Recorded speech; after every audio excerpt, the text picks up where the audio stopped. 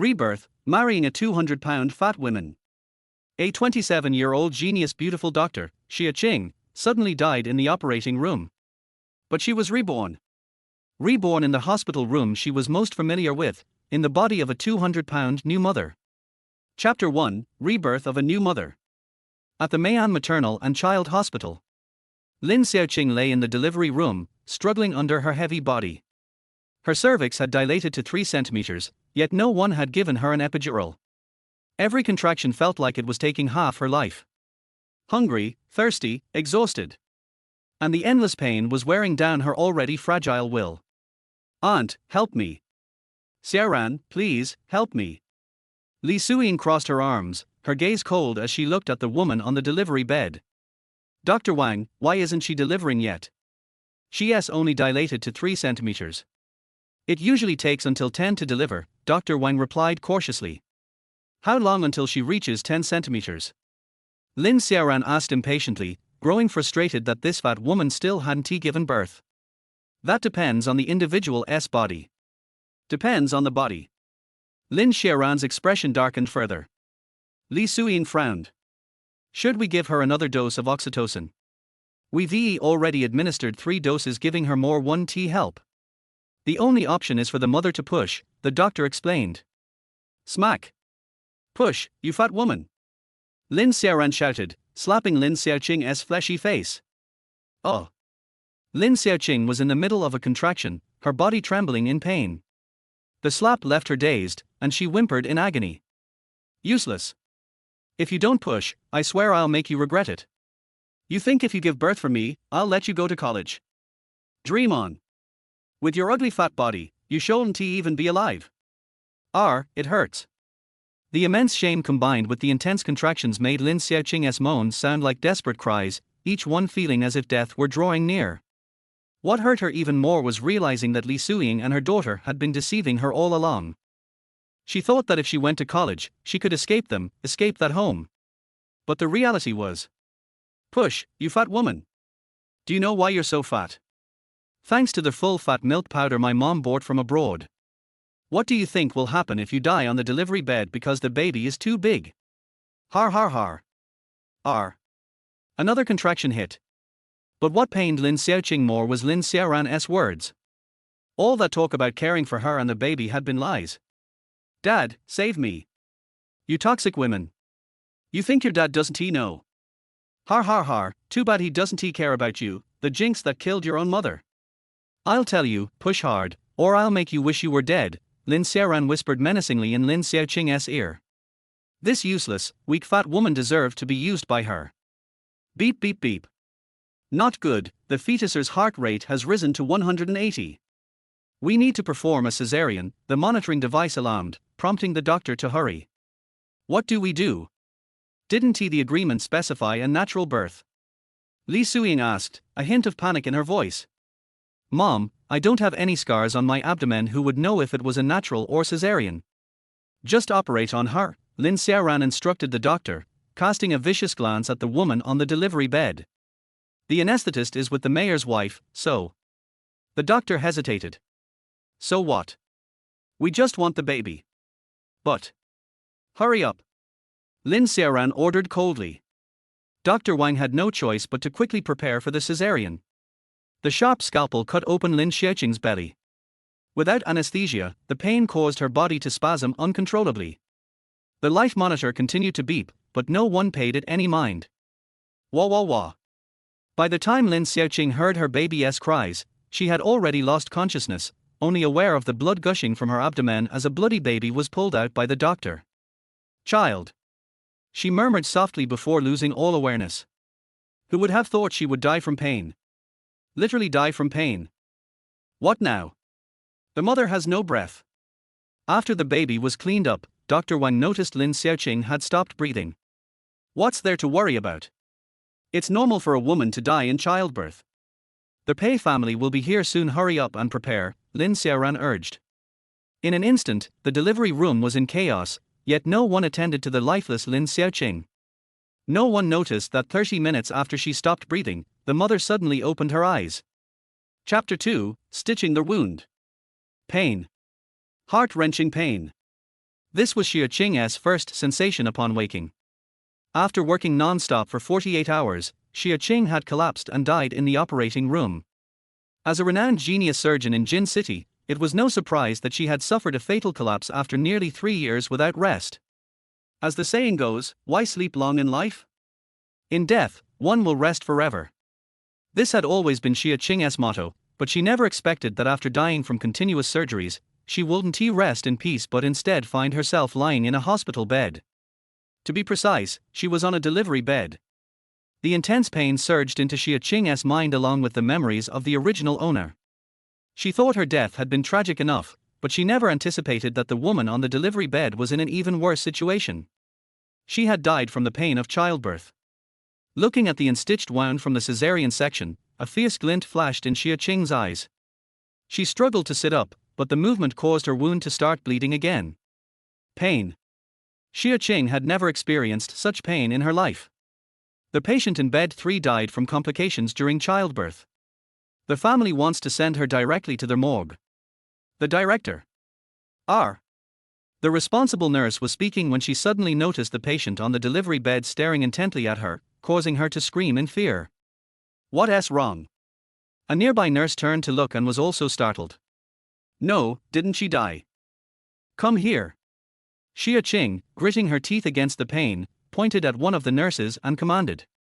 The nurse was frightened, but under the cold glare of Xia Qing, an invisible pressure compelled her to approach. What do you want? Help me stitch it up, Xia Qing said, then glanced at another trembling nurse. You go get the anesthetic. I don't know how. She protested. Just follow the steps I tell you, Xia Qing insisted, pointing to the items on the cart. First, clear out the lochia, then stitch from the innermost layer. The nurse wanted to refuse, but for some reason, when she met the gaze of the new mother, she found herself picking up the needle, trembling as she followed Xia Qing's instructions. By the time the other nurse brought the anesthetic, the lochia had been expelled, and they began stitching. The original owner was very overweight, and the accumulation of fat made the stitching extremely difficult. Even with anesthesia, the pain felt like it was doubled. 3 layers. A cesarean section required stitching 3 layers, and since it was the nurse's first time, she was at least 3 times slower than a regular doctor. An hour and a half later, as they finished the last knot, Xia Qing felt as if she had been pulled from the water. She lay back on the delivery bed, gasping for breath. The nurse holding the needle looked at the crooked stitches and trembled as she asked Xia Qing, Is it done? Take me back to my room. Xia Qing was in severe pain, her body limp on the bed. After saying this, she fainted. When she woke up again, she saw the white walls around her and the familiar smell of disinfectant. A slight movement sent a familiar pain shooting through her body, confirming to Xia Qing that the previous scene was real. She had truly been reborn into the body of an overweight new mother and had personally directed the nurses to help stitch up this body's wounds. Sorting through the memories in her mind, Xia Qing understood her situation. The original owner was also named Xia Qing, but her surname was Lin Xiaoqing. She was only 17 years old and had just been accepted into medical school. Her stepsister had plotted against her while trying to climb the social ladder by getting close to the Pei family's eldest son. In a twist of fate, the original owner had ended up having a relationship with Pei Jingnan, which led to her stepsister substituting her. Unexpectedly, 3 months later, when the original owner discovered she was pregnant, her stepsister, in a fit of rage, forced her to give birth to the child. The original owner, fearing that the stepsister would tell her father about her premarital pregnancy and wanting to leave the painful and oppressive home for college, agreed. But that wicked mother-daughter duo seized the opportunity during her pregnancy to force her to gain over 100 pounds, fearing that Pei Jingnan would recognize her and wanting to take her life. Fool. Xia Qing muttered to herself, feeling both pity for the original owner and frustration at her foolishness. Her stepmother and stepsister were clearly not good people. They had bullied and abused her at home. How could she still trust them, only to end up in such a tragic fate? The original owner's father had blamed her for her mother's death during childbirth and had favored the wicked mother-daughter pair. So, while the original owner's death wasn't directly caused by her father, it was still a result of his indulgence. With clarity in her thoughts, Xia Qing knew what she had to do. Unlike the original owner, she was never one to be bullied. Coming from a prestigious medical family, with outstanding talent, she had already made a name for herself by the age of 18. Even the heads of families in Yangjing would politely address her as Miss Xia. How could she allow anyone to humiliate her? Even if she was no longer herself, since she now occupied this body, she would take responsibility for herself and for this body. Of course, she would also take revenge for the original owner. With a plan forming in her mind, Xia Qing endured the pain and crawled to the bathroom. Looking at the obese body of the girl in the mirror, she struggled to keep from frowning. As a renowned surgical prodigy in Jin City, Xia Qing was not only a medical genius but also possessed enviable beauty and figure. She was a highly disciplined person who had never been overweight since she could remember. But the original owner's body. Xia Qing felt a compulsive urge as she looked in the mirror, wishing she could slice away every ounce of fat. It seemed that revenge was important, but shedding the weight was also urgent. Chapter 3, Collecting Interest First. That fat girl actually didn't die, what a lucky one. Bang! A malicious female voice accompanied by the sound of a door being kicked in. Xia Qing, who was looking in the mirror, trembled slightly. This was an instinctive reaction from the original owner. It showed just how deep her fear of Lin Xiaoran and her mother ran. Even though she was dead, that fear lingered. The reflection of Xia Qing in the mirror revealed a cold, fierce smile. Since they had come to her, it was time to collect some interest. Oh, look at you, admiring yourself in the mirror? Aren't you afraid of getting sick from looking at your disgusting self? Oh, wait, that might actually help with your weight loss. Lin Xiaoran crossed her arms and mocked Xia Qing. Xia Qing lowered her head to hide the cold light in her eyes, her body trembling slightly. Xiaoran, how can you treat me like this? How should I treat you? Dead fat pig, I warn you, Pei Xiao has already taken the child away. You better keep your mouth shut like you're dead, Lin Xiaoran sneered, knowing Xia Qing wasn't dead and specifically coming to warn her. But, can I see my child? After all, I carried him for 10 months. Xia Qing found herself frowning involuntarily as she asked this question. It wasn't what she intended to ask, it was a primal desire from the body. This body wanted to see its child. What do you mean, your child? Lin Xiaoran's eyes widened as she glared at Xia Qing with venom. Let me warn you again, that's my child born after 10 months of pregnancy. If you let anything slip, I have 100 ways to make you pay. With that, she raised her hand to slap Xia Qing. Xia Qing ducked just in time to avoid the slap, nervously nodding. Then about the conditions you promised me. As long as you behave, I'll consider it. Seeing Xia Qing's cowardly demeanor, Lin Xiaoran assumed it was just a coincidence and replied arrogantly. I will. Seeing Xia Qing's submissive attitude, the contempt in Lin Xiaoran's eyes grew. At that moment, Li Suyin walked in. The news has been sent out. Once the paternity test results come back, I believe Pei Xiao will soon come to propose. Really? Lin Xiaoran's malicious demeanor faded, and a hint of excitement appeared on her pretty face. Of course, you have to trust your mother, Li Suyin said proudly. With that, Lin Xiaoran no longer paid attention to Xia Qing and turned to leave. Seizing the opportunity, Xia Qing swiftly threw a silver needle, hitting Lin Xiaoran right in the knee. As Lin Xiaoran was about to leave, her knee buckled, and she fell straight to the ground. In her panic, she grabbed Li Suyin, who was wearing high heels. Li Suyin rushed to help her daughter, but her foot slipped, and they both fell together. Bang! They landed heavily, their faces contorted in pain. Before they could recover, they saw Xia Qing's chubby face filled with concern, shouting in panic, Xiaoran, Aunt Li. But because of her excessive weight, she couldn't hold onto either of them and instead fell heavily on them. Don't! Arth! Accompanied by a scream of don't, a chorus of cries ensued. Xia Qing's heavy body landed on Lin Xiaoran's slender calves, and in a frenzy, she tried to extract the silver needle while attempting to get up, but her weight made her plop back down. Crack! It was the sound of a bone breaking. Oh! Dead fat pig, I'm going to kill you. Lin Xiaoran wailed in pain. You stupid pig, I'll make you pay. Li Suyin, underneath Lin Xiaoran, was also in agony. Xia Qing scrambled to get up, but her weight forced her back down again. I'm sorry, Xiaoran, I'm sorry, Aunt Li. Doctor! Doctor! Until Lin Xiaoran and her mother were carried away by the doctor, Xia Qing kept her head down, apologizing submissively. No one noticed the sly glint in her eyes. It was just a fracture, merely a bit of interest collected. The real show was just beginning. Chapter 4, Pity She's Short-Lived. So much pain. The incision from the C-section had torn, causing Xia Qing to break out in a light sweat from the pain. She had sat down too hard just now, pulling at the wound, which seeped fresh blood. She hadn't been able to stand up for a while, and no nurse paid any attention to her.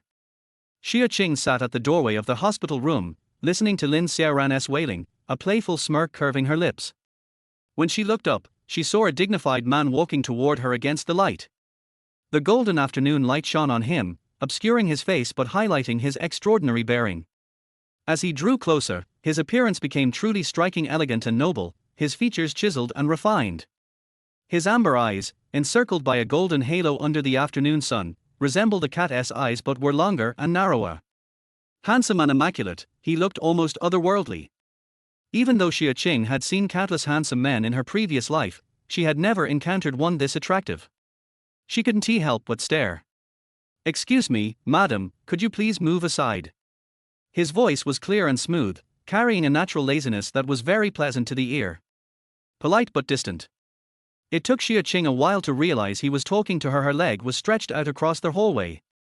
"Oh." Xia Qing hurriedly responded, but didn't stand up. Her large body ached each time she moved, pulling at the wound. She forgot all about the handsome man nearby as she moaned in pain, her forehead again breaking into a light sweat. Instinctively, she asked, "Could you help me up?" Right after saying it, she realized she might have been too forward with this beautiful man. "Ahai!" The man called out again, and a middle-aged man with a cold, sturdy aura, clearly trained in martial arts, stepped forward to help Xia Qing up. "Thank you," she said through clenched teeth, enduring the pain. The man nodded and was about to leave when Xia Qing suddenly said, "Your heart isn't in good shape, is it?" The man paused, turning his head to look at her. His amber eyes, now without the golden glow from the backlight, revealed a restrained, somber depth that didn't diminish his beauty. However, his skin was unusually pale, carrying a sickly appearance. His gaze fell upon Xia Qing, almost palpable, yet she calmly looked back at him. It was in that moment, as their eyes met, that she noticed the issue. She found it strange her perception seemed even sharper than in her previous life. Could this be a special ability after her rebirth? "Young master," the man's assistant, Ahai, cast an unhappy glance at Xia Qing and spoke in a low voice. Pei Xingyang withdrew his gaze from her bright, captivating eyes and continued onto the room ahead. Xia Qing shook her head, leaning against the wall as she struggled back to her hospital room. She lay down on the bed with difficulty, her back damp with sweat, and the pain in her wound worsening. Putting aside thoughts of the handsome man, Xia Qing focused on her current situation. The original owner's child had already been taken away. Lin Xiaoran wanted to use this to elevate her status through the child. Dream on. But this body. Xia Qing looked at her excess fat, feeling her compulsion flare up. As a doctor, she understood better than most that now, during the postpartum period, was not the time for weight loss. In fact, she needed to nourish herself well for 100 days. The postpartum period was a rare opportunity for a woman to improve her physical constitution. Though she specialized in heart surgery at Yale, she came from a family of traditional Chinese medicine practitioners. Her years in surgery hadn't erased the knowledge rooted in her heritage. Whether it was to restore her health or lose weight, it would take time. Now that she had a plan, Xia Qing decided to bear with the excess weight for now. She tried to retrieve memories from the original owner regarding the child's origins, but the previous owner had deeply repressed this matter, leaving her with no clues about the child's father. As for how Lin Xiaoran had managed to replace her, that too remained a mystery. But none of this really mattered. Xia Qing was confident that as long as Lin Xiaoran was around, the truth would eventually come out. Healing would take 100 days, and during that time, Lin Xiaoran wouldn't be able to do anything but lie in bed. In the private hospital room, Lin Xiaoran, fresh out of surgery, screamed, "Mom, I want to kill her." A thick plaster cast covered her leg, and even a slight touch brought excruciating pain. Her delicate features were twisted in rage and hatred. "Xiaoran, calm down. This is still a hospital. You'll have plenty of chances to deal with that fat woman later. For now, focus on young Master Pei." Li Suying, injured herself, suppressed her own pain to comfort her daughter. Hearing Pei Xiao's name, Lin Xiaoran's furious expression softened a bit. Will Pei Xiao really come? Of course, Li Suying nodded with confidence. Thinking of Pei Jingnan's graceful, delicate face handsome beyond that of any woman, Lin Xiaoran's cheeks flushed slightly. Mom, make sure that vile woman is kept out of sight so Pei Xiao won't see her. What is there to worry about? Pei Xiao knows it was you that night. Besides, she's gotten so fat that even Lin Guofu wouldn't recognize her. Li Suyin laughed smugly. True. Lin Xiaoran finally looked satisfied, then muttered, it's a pity she's a short-lived ghost. Isn't he it, though? Li Suyin echoed with a hint of regret. At that moment, Lin Xiaoran's hospital bed was wheeled to the doorway. She heard a nurse gasp beside her, and when she looked up, she saw a face as elegant as jade. Pei Xiao. Chapter 5, You Want to Marry Me? Like a painting, like a flower. That was the man before her. Lin Xiaoran was entranced but anxious, unsure how much the man had heard of her previous words. Did you release the news? Pei Jingyang looked at the woman on the stretcher, recalling the gift he had received yesterday. A rare flicker of annoyance crossed his amber eyes. I don't understand what you mean, Lin Xiaoran mumbled, a hint of fear in her voice. She couldn't quite comprehend why this man, who was so gentlemanly and restrained, seemed to bring out her anxiety. He didn't even sound confrontational, yet she felt intimidated. When she had replaced Lin Xia Qing and pretended to wake up in his arms, Pei Xiao had indeed been gentle with her. But for some unknown reason, just a few days later, his demeanor had turned cold, and he had never touched her again. Afterward, when Xia Qing was pregnant, Lin Xiaoran worried whether the Pei family would keep a child of unknown origin. She was more concerned that they would investigate and discover Lin Xia Qing, which led her to arrange things that caught the Pei family off guard. Her thoughts swirling, Lin Xiaoran's expression became even more innocent, with a hint of pitiful fragility. Do you want to marry me? Pei Jingyang didn't pay attention to her clumsy act. Reflecting on the sweetness of that night, he felt a twinge of regret as he looked at the woman's affected demeanor and frowned slightly. The beauty of that night was ultimately just the result of alcohol. Lin Xiaoran's face flushed. Pei Xiao, do you want to or not? His long, elegant fingers casually tapped against the back of his other hand, signaling his impatience. Those familiar with him knew this gesture well, yet his voice remained smooth and pleasant, making his interruption seem almost casual. I want to. For some reason, Lin Xiaoran felt an invisible pressure and realized that if she rambled on, the man might just turn and leave. She took a gamble in her response. All right, wait for my notice. With that, Pei Jingyang turned his back on Lin Xiaoran, heading toward the elevator as if their conversation had been about the weather rather than a matter of marriage. Lin Xiaoran stood there dazed for a while before slowly turning to her mother. Mom, what did Pei Xiao mean by that? He agreed to marry you. Li Suyin pushed Lin Xiaoran back into the room, her voice trembling, clearly struggling to believe it. Mom! Lin Xiaoran suddenly cried out. Li Suyin rushed forward. What happened? What's wrong? I'm going to marry Pei Jingyang. I'm going to be the young mistress of the Pei family. I'm going to be one of the richest people in Jin City, no, in the whole country. Lin Xiaoran exclaimed, forgetting the pain in her leg, her face alight with uncontrollable excitement. The Pei family was a prestigious clan in Jin City, their businesses sprawling, especially successful in pharmaceuticals and healthcare. Pei Holdings hospitals were found all over the country, with unimaginable financial resources. The Lin family was merely a small pharmaceutical company under the Pei family's umbrella. Pei Jingyang was the only grandson of the Pei family's main line, handsome and exceptionally intelligent. Unfortunately, he was frail and had a heart condition, rumored to not live past 30, and this year he was already 25. Thinking of marrying Pei Jingyang, Lin Xiaoran felt exhilarated, believing that everything the Pei family had in the future would belong to her. She felt her earlier decision to replace Lin Xia Qing and pressure that fat woman to give birth was the best choice. Hearing her daughter's words, Li Suying's face glowed with excitement, as if she were already the mother-in-law of the Pei family's young master. At the elevator. As Pei Jingyang stepped inside, a pair of bright peach blossom eyes flashed in his mind, along with the question, are you sick? Heart disease. No one had dared to speak so boldly to him for years. How did she know about his heart condition? Second young master, are you really going to marry Miss Lin? Ahai, recalling the scheming mother-daughter pair, felt a sense of dislike and pulled Pei Jingyang from his thoughts. Millimeter. But she is plotting against you. The Pei family needs a child, the child needs a mother, Pei Xingyang replied calmly. Initially, it was an accident when that woman climbed into his bed. Her giving birth to his child was also a surprise, but the Pei family valued results over the process. More importantly, Lin Guofu's Fengkang Pharmaceuticals had invested in Pei Holdings with a 5% stake 18 years ago.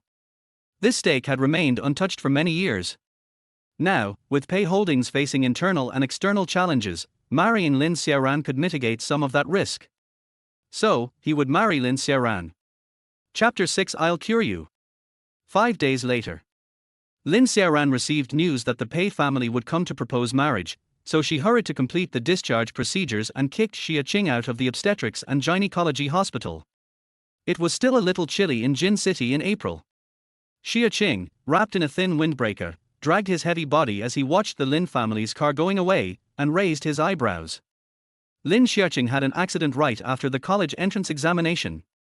2 months later, she found out she was pregnant. After registering for Yenqing Medical University, she took a leave of absence from school. She was hidden by Li Suying and her daughter in a small courtyard in Jin City to wait for her birth. Now, 7 months have passed and she should be in medical university. The original owner hated that family, and Xia Qing also had no good feelings towards this so-called Lin family, but some things had to be resolved by returning to the Lin family. After hailing a taxi, Xia Qing reported the address of the Lin family in South City.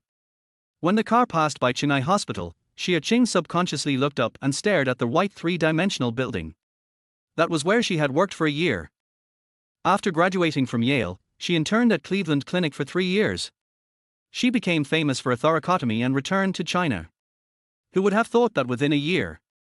Looking at the white cloth hanging high in the hospital, Xia Qing frowned. Master, do you know what happened in Qinghai Hospital? The driver didn't want to pay attention to the ugly fat man, but then he thought of her home address. He thought one should not judge a person by appearance, so he spoke with a bit of flattery. Haven't you heard? The youngest surgical expert at Qinghai Hospital died suddenly in the operating room.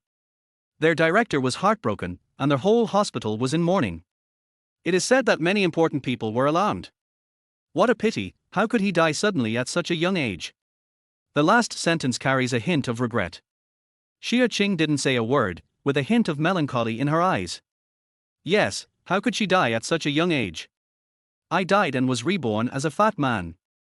I don't know how my grandpa and senior brothers would see me now. Well, I won't scare them for now. The car passed through the city center and entered the villa area in the South City, but was stopped at the gate of the community. I'm Lin Xiaoqing from Room 1, Building 28. Xia Qing had no idea where her cell phone had been thrown away by Li Suying and her daughter, and she had no money on her. She needed a car and went straight in to find Lin Guofu to pay. Sorry, this is a private villa area. You can't enter without access control. The security guard took a look at the fat woman as fat as a pig sitting in the cheap taxi and refused bluntly. He would not let irrelevant people into the community casually. Xia Qing frowned and was about to speak when the driver pressed impatiently, Girl, you should pay me first. 207 in total. I didn't bring my cell phone. Xia Qing was a little embarrassed. She had never been in trouble because of money in her previous life. You can pay in cash, too. The driver's tone was already bad. Neither did I. Damn, you fat guy, you're riding a pirate. The driver, who was gentle just now, suddenly changed his expression and shouted loudly. The polite girl turned into a fat guy, and her ordinary and unmemorable facial features were filled with contempt. Xia Qing's face darkened slightly. If you send me in, I'll have someone pay you. How do I know if you are trying to trick me? Hey, is this fat guy from your neighborhood? The driver was a little timid. After all, this was a villa area where only rich and powerful people lived. He didn't want to offend anyone, so he got out of the car and asked the security guard. Never seen it. The community security guard answered affirmatively without even looking at the fat Xia Qing. The taxi driver immediately exploded, Pay, if you don't pay today, I'll show you how I'll deal with you. Not only are you so ugly, but you're also pretending to be rich. You can't afford the taxi fare, and you don't know how to take the bus or the subway. You're so unlucky. Xia Qing's face turned pale and then blue. She had seen all kinds of people in the hospital. The seemingly amiable common people were always friendly to others when it did not harm their own interests, But once a conflict of interest arose, the speed at which they changed their faces could be described as Sichuan opera. I can make a phone call and have someone send it out. Lin Xiaoqing remembered Lin Guofu's number. She was betting on whether the father of the original owner still had any affection for the original owner. If not, she had other ways. Keep pretending. What if you can't get off? The driver said aggressively. No. Xia Qing answered decisively. As long as Lin Guofu could answer the phone, she would definitely let him pay. The driver handed the phone to Xia Qing half-believingly, but the call was hung up as soon as Xia Qing dialed. He dialed again and was hung up again.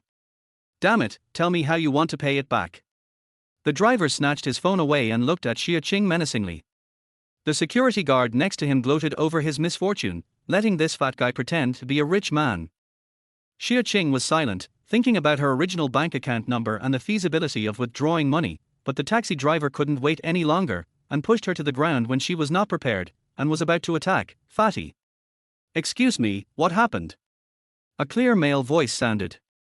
The voice was not loud, but it stopped the rude driver. Then the car door opened and a tall and handsome man got out. Xia Qing looked up and saw the divine face he had seen a few days ago. He was slightly stunned and suddenly said, "Lend me 207, and I will treat you." Pei Xingyang lowered his head, and smiled slightly after being surprised. "Cure me?" "Yes." "Only you?" He seemed to have heard a joke. The Pei family had been seeking medical treatment for him for many years, but due to the special location of the operation, blind sutures were required, and the blood used was rare, so the speed requirement was extremely strict, so the operation was delayed for many years. It was not until Xia Qing, who inherited the 18-needle techniques of an ancient medical family but graduated from Yale cardiac surgery, returned from Cleveland that he had hope. Originally, Xia Qing would perform the next operation on him, but unfortunately he died. "Then will you lend it to me?" Xia Qing did not answer Pei Xingyang's question. Her pair of bright black peach blossom eyes stared at the handsome and clean man. Although he is fat, his eyes are calm and confident. They are like gems falling in the sand, which can be dazzling again after a little polishing. Such an ugly and fat woman has such beautiful eyes. Pei Xingyang suddenly smiled, like a spring breeze in March. He squatted down and laid Xia Qing's legs flat and aligned them. "No," he said decisively and with a pleasant tone. Xia Qing looked at her legs, then at the handsome face that was magnified in front of her. "You are indeed sick." Chapter 07. Sir, we meet again. Don't you see what kind of person you are? You still want to borrow money from a nobleman. I'll teach you a lesson. When the driver heard Pei Xingyang's words, "no money," he walked up to Xia Qing sarcastically and was about to teach him a lesson. Xia Qing frowned. "Are high." The pleasant male voice showed no emotion. "Yes, second young master." Our high stepped forward and kicked the driver to the ground. "You want money? You want your life?" "No. No, don't." The driver was in so much pain that he couldn't get up for a while. He was frightened by our high's iron body and trembled all over. Pei Xingyang stood up and brushed off the non-existent dust on his hands. He glanced at our high and said disdainfully, "Are you a hooligan?" Our high. He pulled out a wad of cash and threw it at the driver, then kicked him again. "This is compensation, get lost." The driver's face turned pale with pain. He grabbed the money and crawled into the car. He ignored the pain, stepped on the accelerator, turned into the road, and disappeared in a flash. Our high looked at the second young master. "Isn't he a hooligan now?" Xia Qing. "A gentleman like a scum." But even though the method was wrong, it helped her after all. Xia Qing stood up and said, "Thank you, I'll cure her." "No need." Pei Xingyang interrupted Xia Qing. Although he didn't know why the other party knew that he had heart problems, he only regarded the fact that he wanted to treat his illness as an excuse to ask for help. He didn't think that the woman in front of him could perform an operation that the professors and experts in Pei's hospital couldn't perform. Besides, he wasn't helping her. Xia Qing naturally saw that the man didn't believe her, and thinking about her current physical condition, she realized that she really couldn't have surgery. She sighed lightly, and the other party had already got into the car gracefully. The Black Count slowly drove into the villa area. Xia Qing looked at the frightened security guard standing aside and asked, "Can I come in?" This. Thinking of the kick the driver received just now, The security guard hesitated and didn't dare to make any more trouble. Go in. Xia Qing entered the villa area and walked towards Villa 28 according to Lin Xia Qing's memory. The community is very large, most of the villas are single family, and the greening rate is very high. In April, the lilacs are in full bloom, purple with white, white with pink. At noon, the spring is mixed with the taste of summer, which is very beautiful. It took Xia Qing more than 20 minutes to walk to the Lin family, and the first thing he saw was the black girl that he had just seen not long ago. He couldn't help but raise an eyebrow and rang the doorbell. After waiting for a long time, a servant came over. When he opened the door and saw Xia Qing, his face looked very bad. Where did this beggar come from? Get out. After saying that, he closed the door. Xia Qing stepped forward, pushed the door with one foot, and held the servant's wrist with his fat white hand. Aunt Kui, don't you recognize me? Lin Xia Qing. You, let me go. Wang Kui was frightened by Xia Qing's actions, especially the cold light in her eyes, which made her feel uneasy. How could she still be the second young lady of the Lin family who allowed herself to be bullied? Then please, Aunt Kui, move aside. Xia Qing smiled, but there was no warmth in her eyes. The person in front of her was a servant of the Lin family and a distant relative of Li Suyin. He had bullied Lin Xiaoqing since he entered the Lin family. When she was pregnant, the Li mother and daughter were busy trying to marry her into a wealthy family. It was this Aunt Kui who took care of her. How could she not know Lin Xiaoqing? I guess it's not convenient for her to come in today. But she insisted on going in.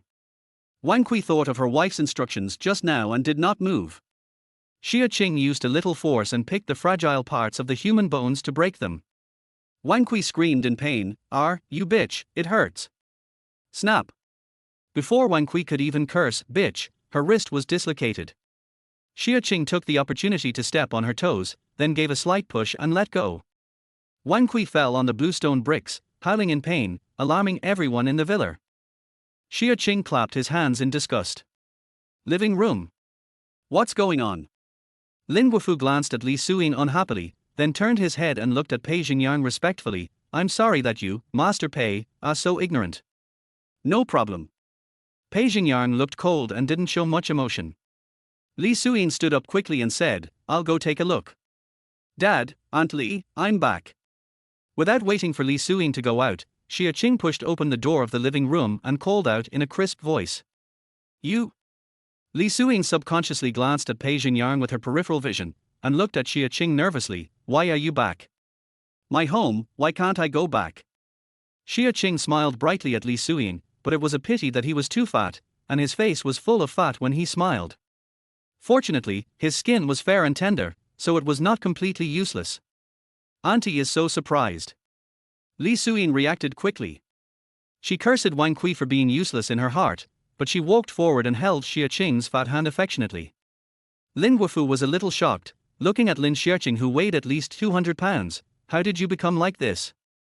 The food in school is so good. Xia Qinghui shook Li Suyin's hand, lowered his head and curled his lips in sarcasm. Lin Guofu joked, you didn't even go home for the winter break, why are you not coming back now? You're only 18 and you've eaten yourself into a pig, it's really embarrassing. Xia Qing's mouth twitched, ignoring the father's anger. Her eyes fell on the man who had been interested since she came in. Sir, we meet again. Yes. Pei Xingyang was very surprised. According to Lin Guofu, the woman in front of him was 18 years old. She was still the daughter of the Lin family, studying abroad, but the last time he met her was at the Mayan hospital. How do you know Mr. Pei? Seeing Lin Xiaoqing greeting Pei Xingyang, Li Suyin asked uncontrollably, holding Xia Qing's hand with great force. Xia Qing cried out softly, Auntie, you pinched me and hurt me. She already knew in her heart that the seemingly handsome but unfeeling man in front of her was the father of Lin Xiaoqing's child, the man Lin Xiaoran had tried every means to get close to. Auntie, why are you so excited about my acquaintance with Mr. Pei? Are you afraid that I will snatch the man from my sister? After saying this, Xia Qing looked at everyone innocently.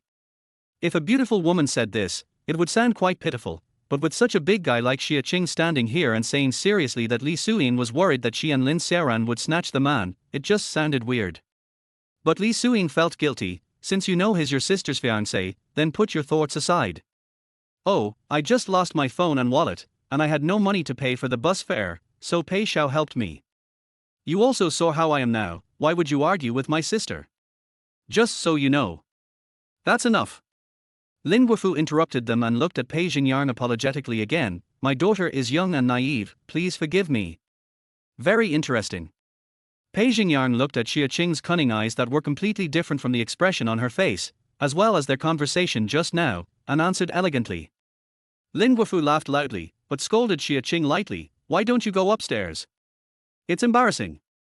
Lin Xiaoran, who had been carefully cared for and even had the plaster removed in advance, was helped down by a servant. Before she could even smile, she saw the obese Xia Qing walking towards Pei Xingyang. Fatty, Xia Qing. Sister Xiaoran. Xia Qing paused, looked up with a puzzled and aggrieved look on her face. Did you want to call me a fat pig just now? I don't. Dad, do you also think I'm too fat and ugly? Today when I entered the community, the security guard didn't let me in. Aunt Kui just said I was a beggar. But I know you didn't like the way I looked before. It reminded you of Mom, and I. Xia Qing choked up as she spoke. But there is a coldness in his eyes. Who doesn't know how to gain sympathy? Lin Guofu was stunned, thinking of his once beloved wife, and then looked at his daughter, who had ruined herself like this for fear that she would be reminded of her by the sight of her things. He suddenly thought of his first wife and the scolding he had just given to his daughter, feeling sad and self-blaming. The look he gave Lin Xiaoran no longer had the kindness he had just had. Pei Xingyang watched the fat lady acting, but he was thinking, her name is Xia Qing. Which Xia Qing? Chapter 8 I will take back everything that belongs to you. Lin Xiaoran was frightened by Lin Guofu's gaze. Li Suiying quickly sat down and took her husband's arm. Xiaoran was too surprised just now. She didn't recognize Qingqing. You know how much Xiaoran respected his sister over the years. Without waiting for Lin Guofu to speak, he scolded Lin Xiaoran, hurry up and apologize to your sister. I'm sorry, Qingqing. It's my fault that I didn't recognize you just now and said something out of turn. Lin Xiaoran lost her composure because she was caught off guard by Xia Qing. Now that she saw her mother defending her, she quickly apologized, lowering her head, her pretty face full of guilt and self-blame, and she was very pretentious. Sure enough, Lin Guofu's eyes softened. Thinking of how well-behaved and sensible Lin Xiaoran was, he thought that she really didn't recognize Xia Qing. Then he thought of Master Pei's presence and waved his hand. Why don't you come over and say hello to Master Pei? Mr. Pei. When she looked up again, Lin Xiaoran's eyes were full of affection, and she called him Mr. Pei in a lingering and sad way.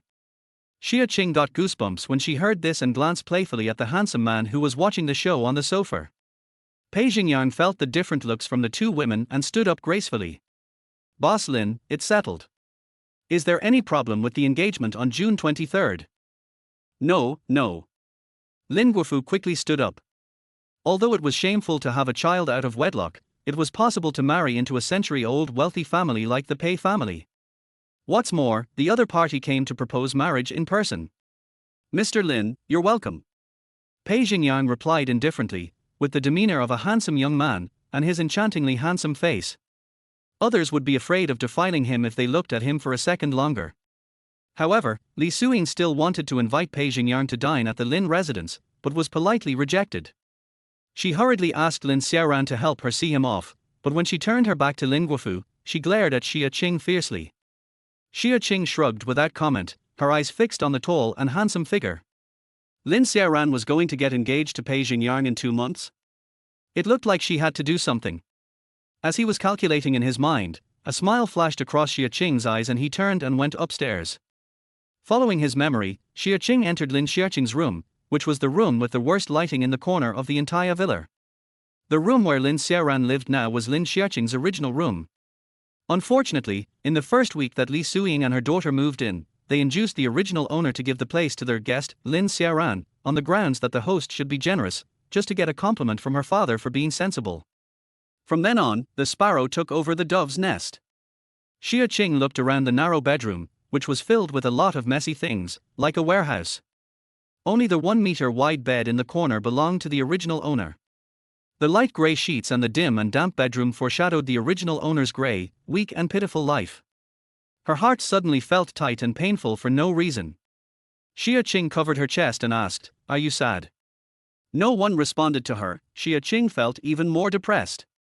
She walked forward and opened the curtains, looking at the family of three who were seeing off the guests downstairs. Don't worry, I will take back everything that belongs to you. Pei Xingyang felt a gaze, and when he turned his head, he saw only a narrow window. No one could be seen in the sunlight, but he was sure in his heart that the fat girl named Xia Qing was standing there. Thinking about the 3 times they met, the woman was obviously fat and inconspicuous, but she had a pair of unforgettable peach blossom eyes that were either firm, frank or cunning, very symmetrical, and a pair of legs that were fat but surprisingly well proportioned. Well, OCD looks comfortable. After getting in the car, Pei Xingyang ignored the courtesy of Lin Guofu and the mother and daughter, closed the car window, and told her, "Hi, go check the Lin family," and Xia Qing. When this name was mentioned, Pei Xingyang was slightly dazed. That legendary and dazzling woman broke many records in cardiac surgery, but finally died suddenly on the operating table. How could he connect her with the fat woman just now? He couldn't help but shook his head. Chapter 9. Stepmother finds Xia Qing to repay the account. Boom boom boom. There was a rough knock on the door, with obvious anger. Xia Qing raised his eyebrows. He is here to settle the score. Open the door, fatty. Don't think I don't know you're in there and you're still pretending. After not seeing the door open for a long time, Li Suyin cursed in a low voice. Xia Qing didn't respond. Wang Kui, get out of my way. She felt extremely angry when she thought about how this fat guy almost ruined Xiaoran's good fortune today and made Lin Guofu suspicious of her and her daughter. Yes, madam. Wang Kui's wrist was almost broken by Xia Qing, and she fell heavily. She responded with hatred and her whole body crashed into him heavily. The door suddenly opened. Bang! R. Wang Kui missed the target and fell heavily to the ground without any preparation. Her big, fleshy face hit the mop handle that was thrown randomly in the messy bedroom, and she howled in pain. Aunt Kui, what are you doing? Xia Qing yawned deliberately, looked up at Li Suyin innocently and asked. Li Suyin looked at Wang Kui, who had fallen terribly, and then looked at Xia Qing, who looked tired as if she had just woken up, and was furious. Did you do this on purpose? Auntie, I don't understand what you are saying. Xia Qing rubbed his chubby face, still feeling a little sleepy. You? Li Suyin was speechless. She looked at the fat man in front of her with a gloomy look, as if she wanted to see some fakeness on her face, but she couldn't see anything. Could it be that she was overthinking? For so many years, this little bitch had been obedient to her and was controlled by her. It's impossible that she would become smart just because she had a child, right? Auntie, are you here to ask me about my acquaintance with Mr. Pei? How dare you mention Mr. Pei? Li Suyin, who was still thinking, became a little flustered when she heard the word Mr. Pei. It was really just a misunderstanding. Mr. Pei was kind enough to help me at the gate. I didn't mean to steal my sister's fiancé. Xia Qing explained sincerely. I didn't think about it before, but I do now. That's good. Don't you have any idea what you look like? You still want to snatch Mr. Pei away? Li Suyin sneered, looking at Xia Qing's fat body with contempt in her eyes. Xia Qing nodded quickly, but murmured reluctantly, but... Auntie, can you let me see the baby? He is so small and has never had a mouthful of milk from his mother. He is so pitiful. Dream on. Aren't you afraid that your dad will find out? Will he be angry that you got pregnant before marriage and brought shame to the Lin family, and kick you out of the house? When Li Suyin heard Xia Qing mention the child, she lowered her voice vigilantly and threatened and intimidated him. Xia Qing sneered in her heart, but asked innocently, why do I lose face for the Lin family when I get pregnant before marriage, but dad is not angry when sister Xiaoran gets pregnant before marriage? Because a lowly, fat man like you is not worthy of the Pei family. Oh, I understand, because isn't sister Xiaoran the biological daughter of the Lin family? Before Li Suyin finished speaking, Xia Qing suddenly realized. Li Suyin has been running the Lin family for 8 years. She hates it most when people say that her daughter is not the real daughter of the Lin family. When she first got married, many people laughed at her for bringing a burden with her, and said that Lin Xiaoran was a bastard with an unknown father. She spent a lot of effort to suppress the gossip, and tried her best to create the illusion in school that Lin Xiaoran was the eldest daughter of the Lin family, and even fabricated that Lin Xiaqing was an illegitimate daughter. Therefore, Li Suyin was most afraid of others saying that her daughter was not the biological daughter of the Lin family, but a fake daughter. Now that Xia Qing had exposed this, she was furious, but she was also wondering if what the fat guy said was true. It was only because Xia Ran was not Lin Guofu's biological daughter that he was not angry about having a child out of wedlock, and he even wanted to use Xia Ran to marry into the Pei family, completely forgetting that all this was the result of her own hands. "Auntie, am I wrong?" Looking at Li Suyin's face turning pale and blue, Xia Qing asked kindly. Li Suyin was furious and raised her hand to hit Xia Qing. Xia Qing took a step back in panic, and knocked Wang Kui, who was struggling to get up, down again. Her already painful wrist was pressed on the handle of the mop, and she howled in pain again. "You still dare to hide?" Li Suyin became angry and embarrassed. "Dad." With one word, Li Suyin turned back in panic. Chapter 10, Taking Back Financial Rights. What happened? Why are you making such a fuss? Lin Guofu went upstairs after hearing Wang Kui's howl of pain.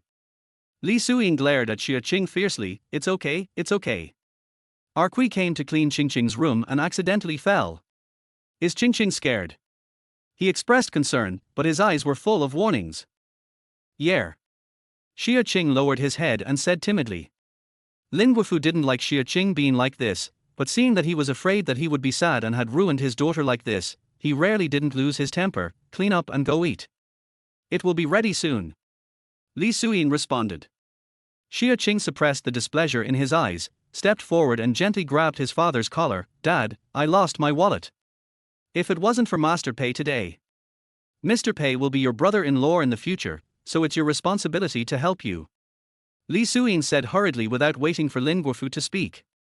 But what if I don't have money for the fair next time? I know I'm a college student and shouldn't always ask my family for money, but I eat a lot.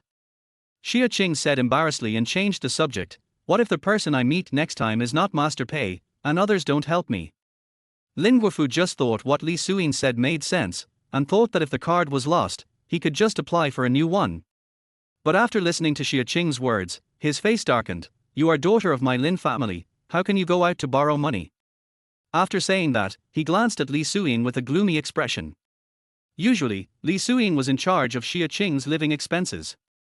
Although Xia Qing didn't say it explicitly just now, it could be heard from her words that her expenses were not enough. Li Suyin gritted her teeth secretly. This fat guy, did he do it on purpose? Hubby, I did something wrong. Qingqing is a grown-up girl now, and her expenses are not as high as before. I will ask someone to buy her a new phone and card, and add another 10,000 yuan a month for her living expenses. What do you think? Lin Guofu nodded after listening. Xia Qing secretly scolded, old fox, her voice full of self-blame. Dad, no need to add more, don't blame auntie, I will eat less in the future. Lin Guofu, who was nodding, was unhappy. A girl is fat, how much can she eat? His Lin family can't afford to support her. If outsiders knew about this, where would Lin Guofu's face be? At 20,000 and I'll send someone to give her the compensation later. Lin Guofu made the final decision. Xia Qing's lips curled up into a dark smile. Seeing Wang Kui climbing up again, he hurried forward and supported Wang Kui. However, his chubby hands accidentally pinched Wang Kui's wrist. Aunt Kui, please go slower. Oh, you bitch. Aunt Kui, I didn't mean it. In an instant, Xia Qing's face was covered with tears.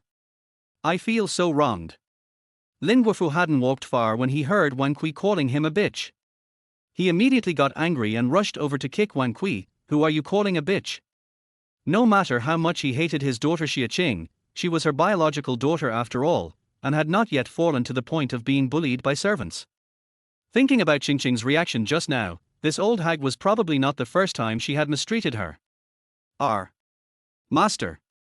Wang Kui fell to the ground again before she recovered from the pain in her wrist.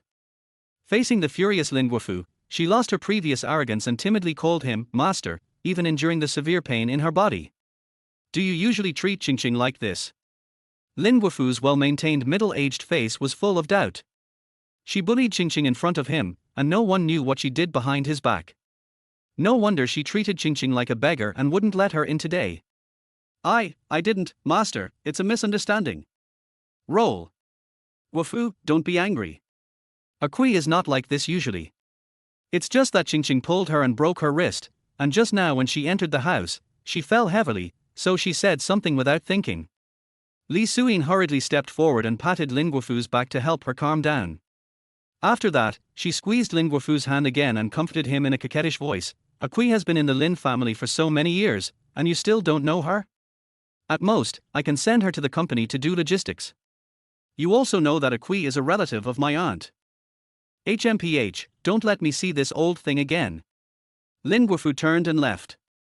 Li Suiying winked at Wang Kui and hurriedly followed Lin Guofu. Husband, I will make you your favorite braised dish in a while, don't get angry and get sick.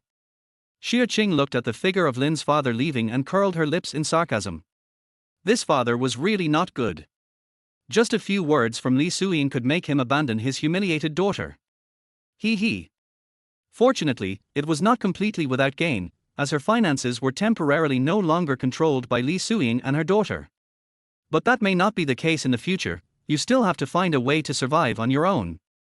Thinking of this, Xia Qing began to tidy up the messy room. As a doctor, she had a mild misophobia. It took her an hour to finish the tidying up, and she even found an old iron box of stickers from under the bed. Xia Qing searched through the original owner's memory, but found only a vague memory left by the original owner's mother, which the original owner had kept hidden. When I opened it, there was an old Nokia mobile phone and a photo of a couple. Xia Qing charged his phone and picked up the faded old photo. The Lin Guofu in the photo was still young, tall and handsome, while the woman next to him was stunning. Even through the photo, one can still see her unparalleled beauty, comparable to the Hong Kong stars of the 1980s and 1990s. Is this the original owner's mother? Xia Qing looked at the face in the mirror again, put the box down in frustration, and turned on the phone. Beep, beep. As soon as I opened it, several messages came in, all of which said, "Hello, Ms. Lin, we at Zhongxia Trust. According to Ms. Su Ruoyer's entrustment, all the shares held in her name will be automatically transferred to your name after you turn 18. Please confirm and check. Xia Qing. Shares." Xia Qing then discovered that there was a black gold card under the photo. After thinking for a while, he called the bank and heard a mechanical answer from the other end. "Sorry, your balance is too large to check. Please go to the bank's VIP counter with your ID card to handle the transaction." A huge amount. Xia Qing found it funny. He thought he was a poor guy, but unexpectedly he was a hidden rich man. Chapter 11. Mr. Pei, can I add you on WeChat? Fearing that Lin Guofu would become suspicious, Li Suiying had someone send the bank card and mobile phone over the next day. However, she was furious and said, "The little bitch deliberately set me up." The total cost was 20,000 yuan, and Li Suiying felt the pain. "What are you afraid of? Wait a few days until Dad forgets about this and we take it back. She will still be under our control." Lin Xiaoran had a good idea. As long as they were in charge of Lin Xiaoqing's living expenses, she would have to listen to them if she wanted to go to school. Li Suiying nodded and shook her head. She always felt that Lin Xiaoqing was still fat, but he was a little different. Even the aura he occasionally revealed made her feel timid. Thinking back to when the doctor said the patient had died in the hospital, how come he suddenly woke up? I shuddered for no apparent reason. "Do you think she might be possessed by a ghost?" Li Suiying said to Lin Xiaoran, who was choosing a wedding dress on the bed without thinking. "Mom, what nonsense are you talking about?" Lin Xiaoran scolded in a low voice. She was a materialist and did not believe in gods or Buddhas, let alone ghosts and gods. "But I always feel like there's something different about her." Li Suiying murmured softly. Lin Xiaoran's eyes were full of disdain. "What's the difference? They are still being trampled under our feet." "That's right. She can't make any waves." Thinking that Lin Guofu didn't really do anything to Wang Kui for her face, Li Suiying gained confidence. "I'm glad that Mom knows. How's things going with Mr. Pei?" Lin Xiaoran didn't take Lin Xiaoqing to heart. She was going to get engaged to Pei Xingyang on June 23rd, so everything else could be ignored. When Li Suiying heard this, a smile appeared on her face. "The day after tomorrow is the Pei family's old man's birthday, and he invited us. But my leg, it's all because of that fat guy. Sooner or later, I will make her pay the price." Lin Xiaoran lowered her head, looking at her newly fixed plaster leg, and secretly hated Xia Qing. "It's okay. I've already communicated with them. Tell them that you miss your baby and you can go in a wheelchair when the time comes." "Yeah." Lin Xiaoran nodded reluctantly, hating Xia Qing even more in her heart. If it weren't for her, she would definitely shine at the Pei family's banquet the day after tomorrow instead of sitting in a wheelchair. Thinking of Xia Qing, Lin Xiaoran asked hurriedly, "Mom, Dad won't take that fat guy with him, right? How could that be? He can't afford to lose that person." Li Suyin said disdainfully. Lin Xiaoran was relieved. She was a little scared by Xia Qing's acquaintance with Pei Xingyang yesterday. It was because Xia Qing was so beautiful in the past that she was still frightened. She was afraid that Pei Xia would remember something. Xia Qing, who was hated and feared by Lin Xiaoran, was in a good mood at the moment. With a bank card and a mobile phone, she began to focus on choosing her own equipment. From hats to socks, there are also nipple covers, medicines and gauze that need to be changed on the abdomen, and even skin care products and makeup. Perhaps it was because Li's mother and daughter forced this body to become too fat during pregnancy. Even though she did not breastfeed her baby after giving birth, she still had a lot of breast milk, which increased so much that she had to empty it every 3 hours. She could make do with other things that other mothers needed, but she had to buy nipple covers. And Xia Qing didn't know if she had injected too much of the original owner's memories. From the hospital till now, she had always missed the baby she had never met. She even heard the baby crying in her dream last night. 2 days later, express deliveries were delivered to the villa one after another. Xia Qing looked at the girl in the mirror. She was plump all over, but she was not completely without highlights. Her skin was dazzlingly white, her hair was astonishingly thick, and her peach blossom eyes were bright and lively. There was a gleam of light in his eyes, and the first thing he started was to taste the transformation. An hour later, Xia Qing went downstairs wearing a hat and saw 3 people ready to go. "Dad, Aunt Ying, sister, are you going out?" Lin Xiaoran turned her head and was stunned at first. At the stairs, Xia Qing was wearing loose jeans with the hems rolled up and wearing marten boots, a black V-neck sweater with a beige long windbreaker, and a fisherman's hat pulled down to cover his forehead, revealing a pair of exceptionally large peach blossom eyes. Visually, he looked more than 20 pounds thinner. A strong sense of crisis surged in his heart, and Lin Xiaoran clenched his fists tightly and refrained from asking any questions. Xia Qing ignored Lin Xiaoran and called sweetly, "Dad, I haven't been back to Jin City for a long time. Can you take me?" "No, Qing Qing. Your sister is going to attend Mr. Pei's birthday party today. How can you bring a junior with you? Don't you think so, husband?" Li Suyin was also surprised at first, but she reacted quickly. She took Lin Guofu's arm and explained gently. Lin Guofu is a straight man who is not as sensitive as 2 women. After listening to Li Suyin's words, he shook his head secretly. If it was before, he could take Qing Qing to the Pei family to see if there is a suitable young man, but now, with this fat body, going to the Pei family will only be a joke. Just stay at home. After saying that, Lin Guofu took Li Suyin out of the hall. Lin Xiaoran, who was pushed by the servant, gave Xia Qing a mocking look. Waste of time. Xia Qing shrugged and waited for the family of 3 to leave. She turned on her phone and looked at the news sent by the detective about the Pei family. She finally understood why Lin Xiaoran tried every means to marry into the family. But how could she let the mother and daughter get what they wanted? 30 minutes later, in front of Chenai Hospital. "Mr. Pei, are you here to see a doctor?" Xia Qing looked at the handsome man in front of her with a look of surprise. He was as handsome as the breeze and the bright moon. Pei Xingyang glanced at the fat man who always looked slovenly and disheveled when they met before, but now looked refreshed and energetic. "Ms. Lin, are you feeling unwell?" He remembered that the first time they met was by chance in the hospital. This was the 4th time they met in less than 10 days, and he was secretly unhappy. The Pei family never believes in coincidences. "No, I'll get the certificate." Xia Qing quickly turned around and pointed to the Civil Affairs Bureau, which was 100 meters away from Chenai Hospital. "Get a certificate. Marriage certificate. ID card." Pei Xingyang's expression remained unchanged, but Xia Qing sensed a sense of ridicule, but answered sincerely without showing any awareness. Pei Xingyang did not remind her, but just said, lightly. Although he was a gentleman and polite, he never meddled in other people's business. The last time was an exception. Xia Qing secretly investigated that this man was indeed the same as she guessed. Although he was polite on the surface, he was actually very distant. However, she had a purpose today. "Mr. Pei, can I add you on WeChat?" "Don't think too much, I just want to pay back the money." Pei Xingyang did not respond, Xia Qing explained frankly that compensation is also money. Pei Xingyang's eyes fell on the chubby face.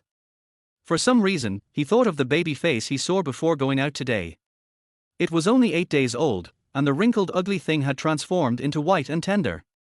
The eyes also had shape, somewhat similar to the fat girl in front of him, both with peach blossom eyes. However, from the investigation data, it can be seen that this fat girl went to Yangjing after the college entrance examination and only came back recently. Although she was thinner at that time, she had thick bangs and big black framed glasses, and had nothing to do with the surgical genius Xia Qing. That day she said something about being able to cure her illness. I'm afraid she got the information from Lin Xiaoran, and that's why she deliberately asked for help. Thinking of this, Pei Xingyang frowned slightly. No need. Our Hai, who was about to step forward, froze.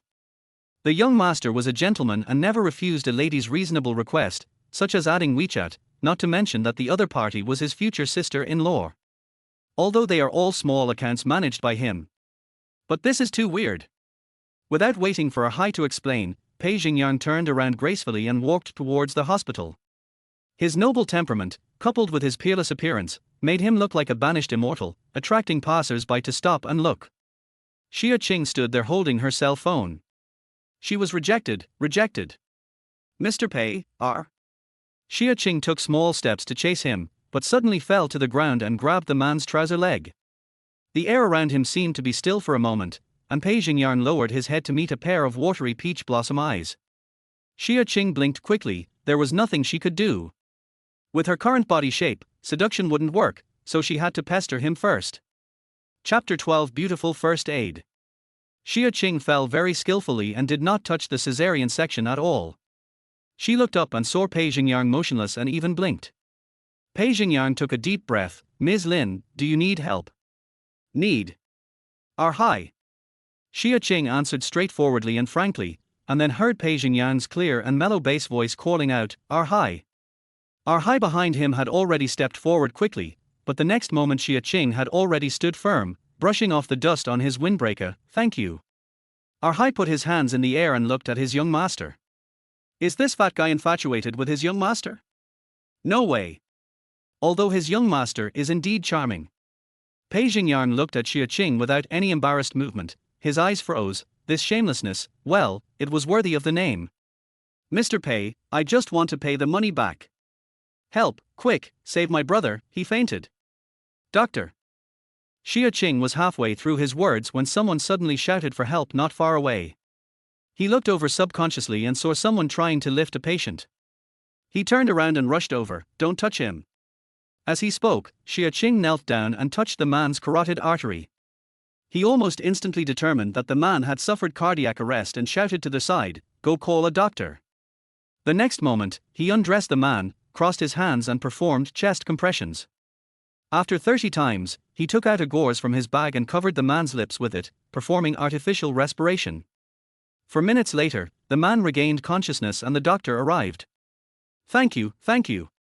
The patient's family members thanked him again, and even the emergency doctor couldn't help but praise him. Xia Qing showed a bright smile, but did not get up for a long time. She had pulled the wound too hard just now, and the pain caused a thin layer of sweat on her forehead. It took her a while to move her heavy body bit by bit, and her arm was suddenly grabbed by a slender and beautiful hand. The next moment, as the other party exerted force, she finally stood up. Thank you, Mr. Pei. She thought he had left. Injured.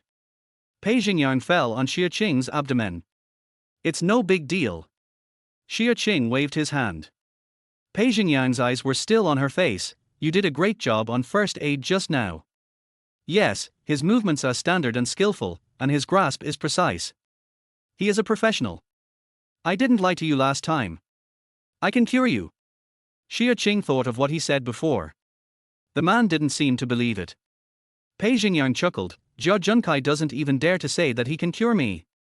Jia Junkai, the president of Qinghai Hospital, once became famous at home and abroad for a cardiac surgery. He became famous earlier than Xia Qing and was well known in the domestic medical community. However, he has not conducted in-depth research in the field of traditional Chinese medicine, and his suturing speed is still not as fast as Xia Qing's. When Xia Qing heard the name of her senior brother, a look of sadness flashed in her eyes. She had come to Qinghai Hospital at the sincere invitation of Xia Qing, so she naturally knew the other party's medical skills. Yes, what right did she have now?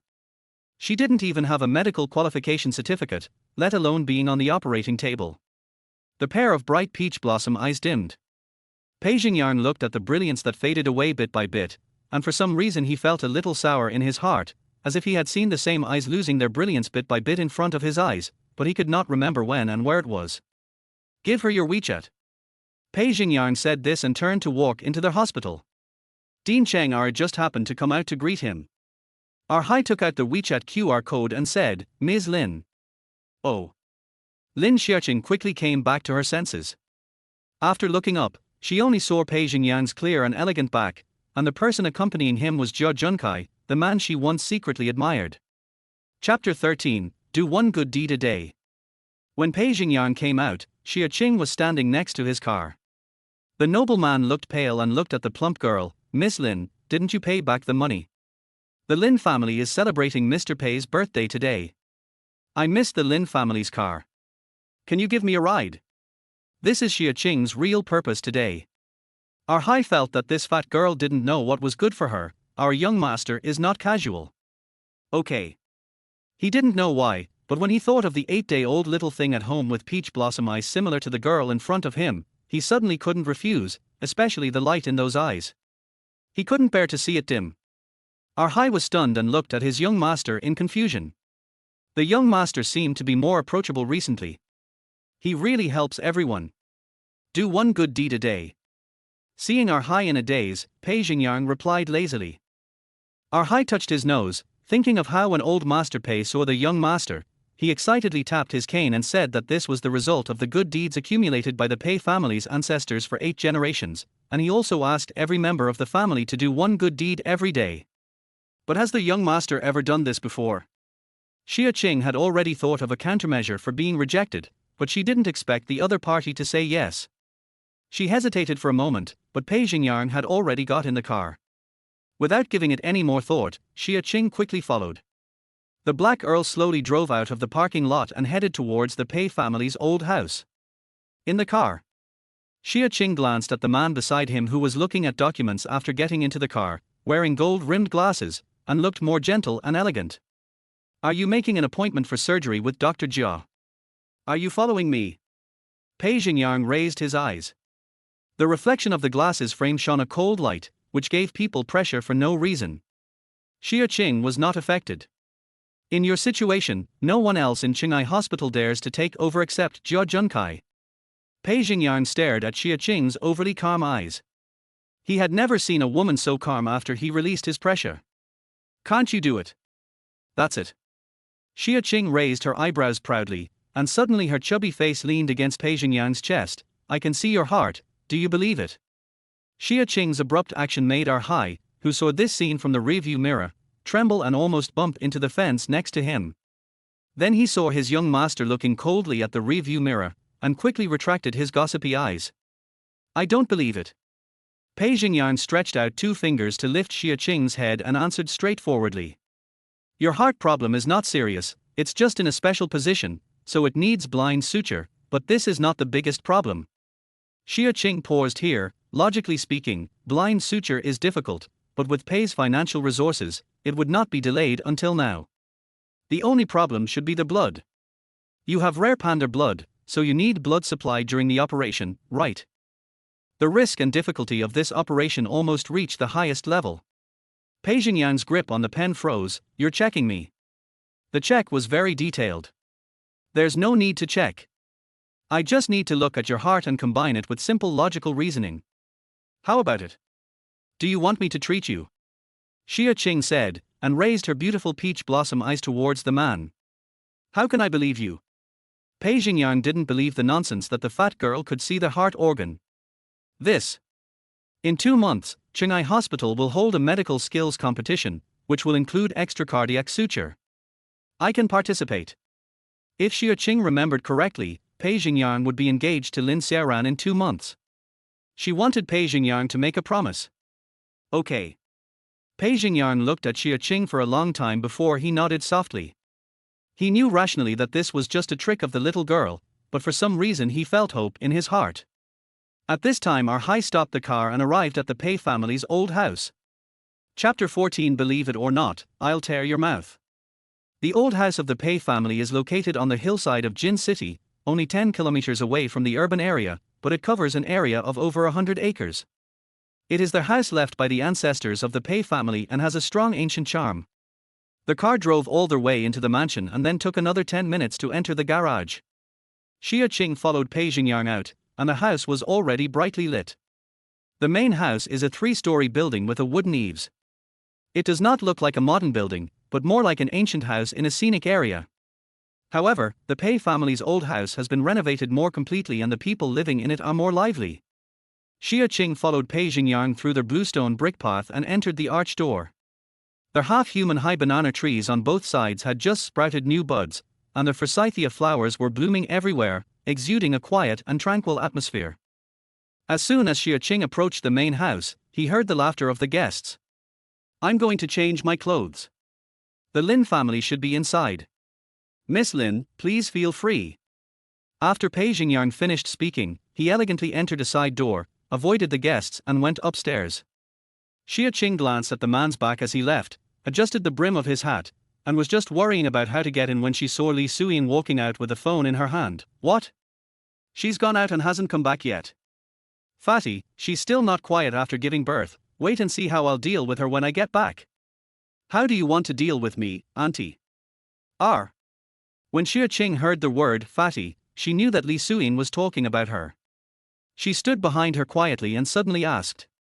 Li Suyin was so frightened that she screamed. She turned her head and saw that it was Xia Qing. She raised her hand as usual and said, Fatty, do you want to scare me to death? Xia Qing slightly turned sideways to avoid Li Suyin's slap. Auntie, someone is watching. After saying this, he glanced at the scene in the hall. Li Suyin then realized where she was and immediately asked, Why are you here? Mr. Pei brought me here. Xia Qing said as he was about to walk into their hall. Li Suyin grabbed Xia Qing's arm and said, Fatty, what do you want to do? Aunt Suyin, I just want to see the baby I gave birth to after 10 months of pregnancy. Shut up. Li Suyin interrupted Xia Qing and looked around warily. Bitch, that's Xiaoran's child. If you say that again, I'll tear your mouth apart. Then take me in, otherwise. I don't know if I will lose control in order to see the child. Xia Qing's tone was soft, but her peach blossom eyes were full of coldness and determination. Li Suyin was shocked by the aura. She wanted to refuse, but she was afraid of what Xia Qingzhen would do. She could only grit her teeth and said, Don't talk nonsense when you go in. Otherwise, if you lose face, your father will not forgive you first. Yeah. After getting permission, Xia Qing hummed obediently, without any trace of the aura he had just had. The living room was large and there were quite a few guests. No one noticed the unexpected guest, especially Xia Qing, who just thought he was an ignorant servant. Lin Xiaoran, who was dressed up carefully, saw Xia Qing at first sight and her expression changed immediately. Mom, why did you bring her in? Grandpa, the young master has woken up. Li Suyin was about to explain when the old housekeeper suddenly stepped forward and reported to the old man in the middle of the Pei family, who had white hair and beard, a kind face, and was wearing a blue Zhongshan suit. Today they said they were celebrating the old man of the Pei family's birthday, but in fact, the old man was just showing off his great-grandson to his relatives and friends. Well, hold him down. The old man waved his hands happily, and then thought of something else. Where's Xingyang? Second master will be here soon. You little brat, make the guests wait for him. Grandpa Pei scolded him, but there was no anger in his eyes. It was obvious that he loved his grandson very much. As I was speaking, I saw the baby had been carried downstairs by the nanny. Xia Qing couldn't help but clench her hands and looked over instinctively. That strange desire did not come from her reason, but it was so strong that she could not control it. Chapter 15. This is the baby she gave birth to. The little baby weighed 8.6 jin when he was born because he had received enough nutrition from his mother's body. His big eyes were extremely black and bright, and were open with curiosity. The old man couldn't put it down, and the guests congratulated him warmly. After a while, the little guy became unruly in Grandpa Pei's arms, and was taken over by the nanny, who brought him to Lin Xiaoran with the old man's permission. Lin Xiaoran seemed excited to take the child, but the moment the little guy got close to Lin Xiaoran, he suddenly started crying loudly, with such a loud voice that everyone turned around to look at him. Lin Xiaoran, who was still holding the child, was so angry that she threw the piece of flesh in her arms directly to the ground, but facing the gazes of everyone, she could only smile awkwardly and hold the baby in an awkward posture. Xia Qing looked at the crying little girl with red cheeks, and her heart was in a knot. Just as she was about to speak, she heard a clear and pleasant male voice behind her, "Sister Zhang, hold her up." "Yes." The nanny hurriedly took the child from Lin Xiaoran's hands, rocking him gently and coaxing him, but she didn't know what was wrong with the little guy and she couldn't coax him at all. Instead, he cried louder and louder, and his breathing became unstable. Xia Qing felt so distressed that she wanted to go up, but Li Suyin held her tightly and threatened her in a low voice, "You dare." Pei Xingyang glanced in Xia Qing's direction and told the nanny, "Carry her upstairs first." Sister Zhang did not dare to hesitate and went upstairs with the child in her arms under the gaze of everyone. Xia Qing pinched Li Suyin's acupuncture points with his backhand, broke free from the other party's restraint, and looked at Pei Xingyang. "I study medicine, can I go up with you and take care of the child?" Lin Xiaoran and Li Suyin opened their eyes wide immediately, feeling panicked and a little disdainful at the same time. What kind of family is the Pei family? What is the identity of Master Pei? How could a fat girl like Lin Xiaoqing agree to see the child just because she studied medicine? It's just wishful thinking.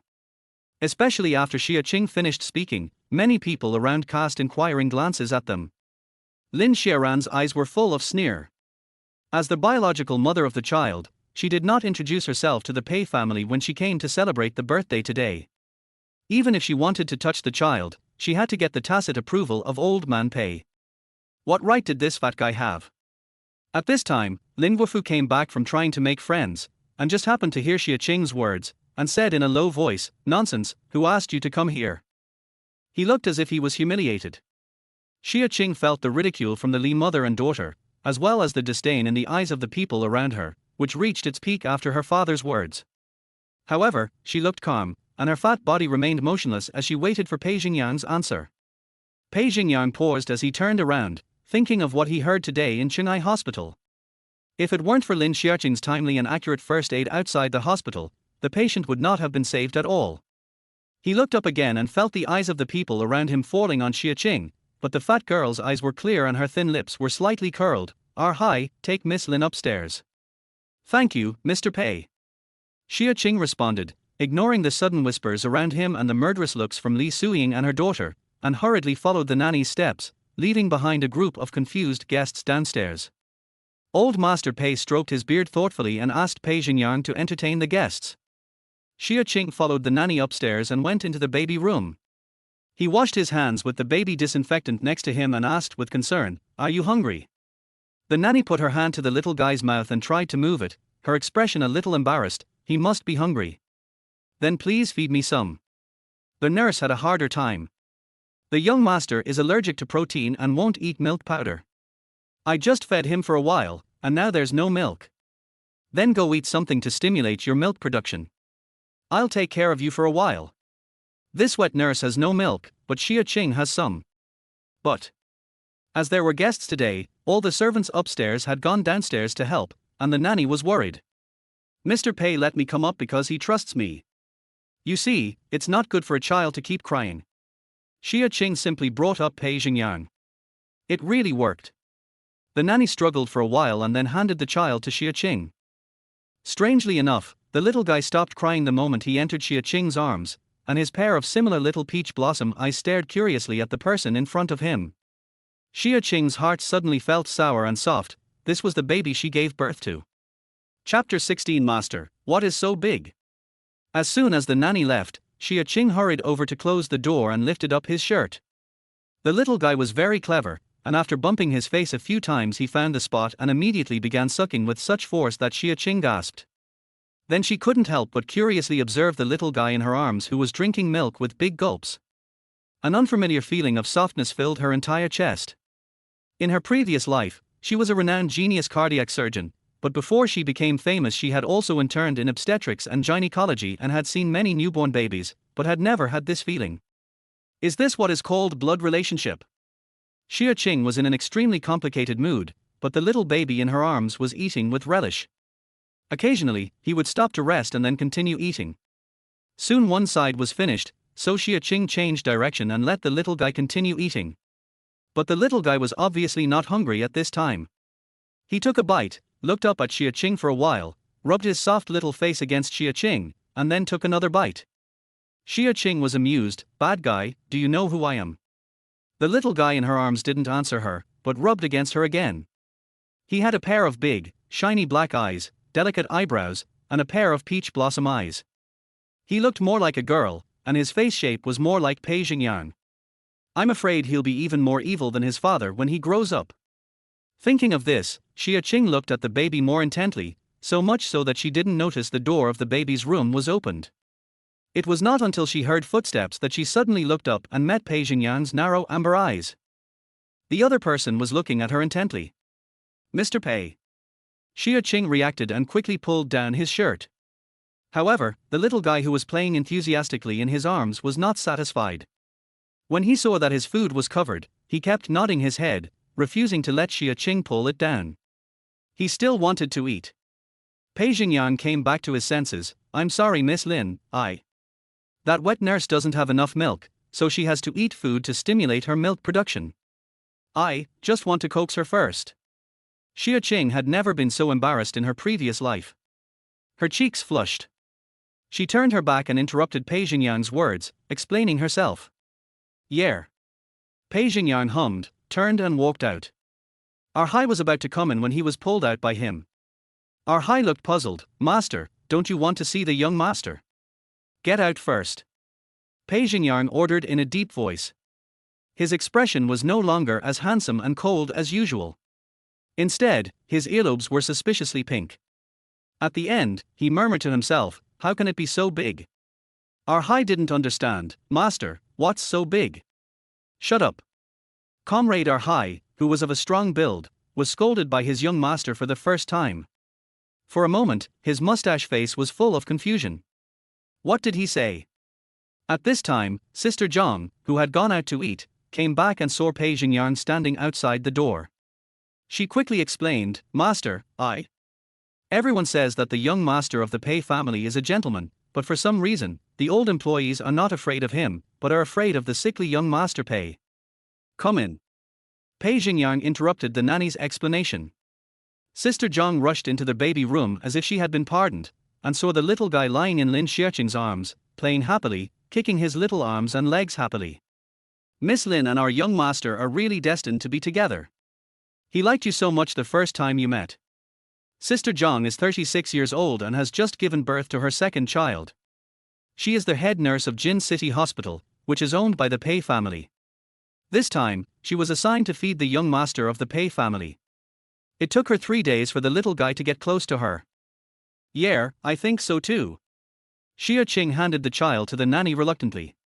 But as soon as she let go, the little guy started crying loudly. "Woo-woo."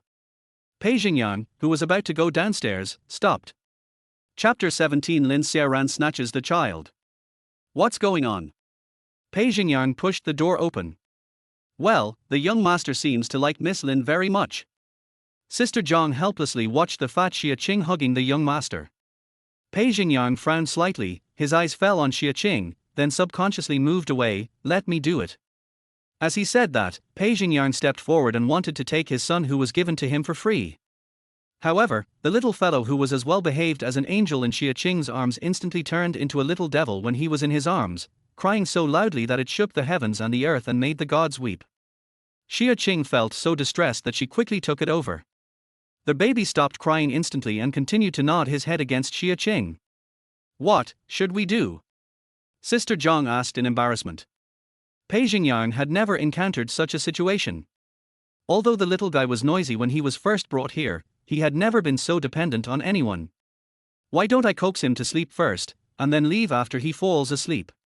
Before getting close to him, Xia Qing could ignore the involuntary desires in her heart, but when this soft little life drank her milk and relied on her wholeheartedly for the first time, Xia Qing found that she was reluctant to leave. "Yeah." Pei Xingyang nodded. This was the only thing he could do now. Xia Qing secretly breathed a sigh of relief. At this moment, Lin Xiaoran's voice rang out from outside. "Excuse me, is the baby in there?" I just heard her crying. Master, Miss Lin wants to see the child. Our High reported. Come in. Pei Xingyang glanced at Xia Qing, who was holding the child, and spoke. Lin Xiaoran was helped in by Li Suyin. The first thing she saw was the handsome Pei Xingyang. Her eyes were tender and affectionate. Mr. Pei, I just heard the baby crying. Did something happen? Although Qingqing is studying medicine, she is young and doesn't understand many things. Please don't blame me, Mr. Pei. As soon as he came in, he put the blame on Xia Qing. I don't blame you. Pei Xingyang looked indifferently at the woman in front of him who was wearing heavy makeup. Feeling Master Pei's alienation, Lin Xiaoran's face showed a trace of sadness. Master Pei, you are so. Aren't you going to see the child? Pei Xingyang kindly reminded the woman in front of him. She came in under the pretext of caring about the baby, but she didn't even look at the child when she came in. Lin Xiaoran suddenly straightened her body. Her left leg, which had the plaster removed early for the sake of beauty, was shaking with pain. However, she realized that she had made a mistake. She hurried to see the child and found Xia Qing holding the baby and looking at her with sarcasm in her eyes. A surge of anger rushed straight into Lin Xiaoran's cerebral cortex, and her eyes widened. Qingqing, why are you holding the child? What if you are so clumsy and drop the child? Give it to me quickly. Sister, your legs haven't healed yet, so it's not suitable for you. Xia Qing set his eyes on Lin Xiaoran's left leg. It was a calm look, but Lin Xiaoran heard a provocation in it, and her tone suddenly became higher. You. But she was pulled back by Li Suyin beside her, and she came back to her senses immediately, and said in a mournful tone, Mr. Pei, although I broke my leg because I was too nervous about giving birth, he is my child after all, I really want to hug him. Lin Xiaoran deliberately emphasized that she gave birth to the child. Give it to her.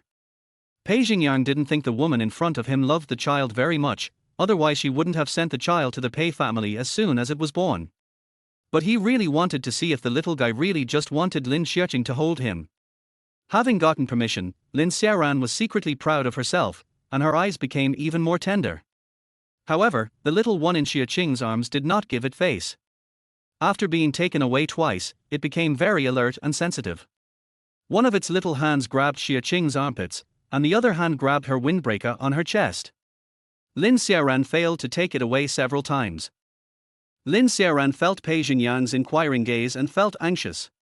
She happened to meet Xia Qing's teasing gaze. She moved sideways to block Pei Xingyang's sight and pulled the child over in embarrassment. Wow wow wow wow wow wow wow wow. The baby's cry resounded throughout the room again. In a few seconds, the baby's face turned red. Lin Xiaoran was so scared that she loosened her grip and the child was about to fall. Xia Qing panicked, baby. Pei Xingyang's face darkened, and he caught the child and put him naturally into Xia Qing's arms. Our High, send you two down. Mr. Pei, I. Wu while the crying sound continued, directly covering Lin Xiaoran's voice. Our High stepped forward and said, please come in, both of you. Lin Xiaoran gritted her teeth secretly and hated Xia Qing to death. Chapter 18 Li wants Xia Qing's life. Baby, don't cry, baby, don't cry. It took a while for the little guy to calm down in Xia Qing's arms, but he became more dependent on her. Sister Zhang walked forward and looked like she was about to cry. Pei Xingyang saw this and said, let's coax him to sleep first, please, Miss Lin. As he spoke, his eyes subconsciously glanced at the place where the little guy was arching his back, and he moved away awkwardly. Without waiting for Xia Qing to be polite, he turned around and walked out. Xia Qing looked at the man's back in surprise and lowered her head to coax the child. The frightened little thing was not easy to coax, and was extremely dependent on Xia Qing. It took her more than an hour to get away. The wounds she had sustained from the emergency treatment of the patient had already been unbearable, and Xia Qing's steps were very unsteady when she left the nursery. The guests downstairs had left, leaving only Pei Xingyang and Our High in the living room, waiting for her. Our High, send Miss Lin off. Perhaps because it was late at night, Pei Xingyang's voice was mixed with a hint of lazy hoarseness, less disguised than his usual clear and mellow tone, 3 parts seductive and 7 parts deep. When the word Miss Lin came out of his mouth, it seemed that Xia Qing was not a 200-pound fat girl, but a graceful and elegant aristocratic lady in the misty reign of Jiangnan, which could easily make people fall in love with her. Ms. Lin, please. A rough male voice suddenly broke the silence. Xia Qing bowed and said goodbye to Pei Xingyang, then walked out of the Pei family's old house in the night. After everyone left, Pei Xingyang took a sip of the red wine at hand, but the dazzling beauty of the white, big and tender body kept emerging in his mind. He was a little annoyed. Pei Xingyang, you are sick. Who would have thought that young Master Pei, who was always elegant and gentlemanly in front of outsiders, would burst into swear words and even curse himself? It was already 12 o'clock when Xia Qing returned to the Lin residence. When he turned on the light, he saw Li Suiying and Lin Xiaoran sitting on the sofa. Did Master Pei send you back? It was late at night and there was no one around. Lin Xiaoran was not wearing any disguise and had a ferocious look on her face. Ahai! Xia Qing looked at the two of them, with a smile on her chubby face, as if she was completely oblivious to the hostility between the two people on the sofa. Lin Xiaoran was angered by Xia Qing's attitude and stood up abruptly. Fatty, I think you are tired of living, If your legs are not in good condition, just rest and relax. Xia Qing kindly reminded. Mom, break her legs. Lin Xiaoran covered her left leg.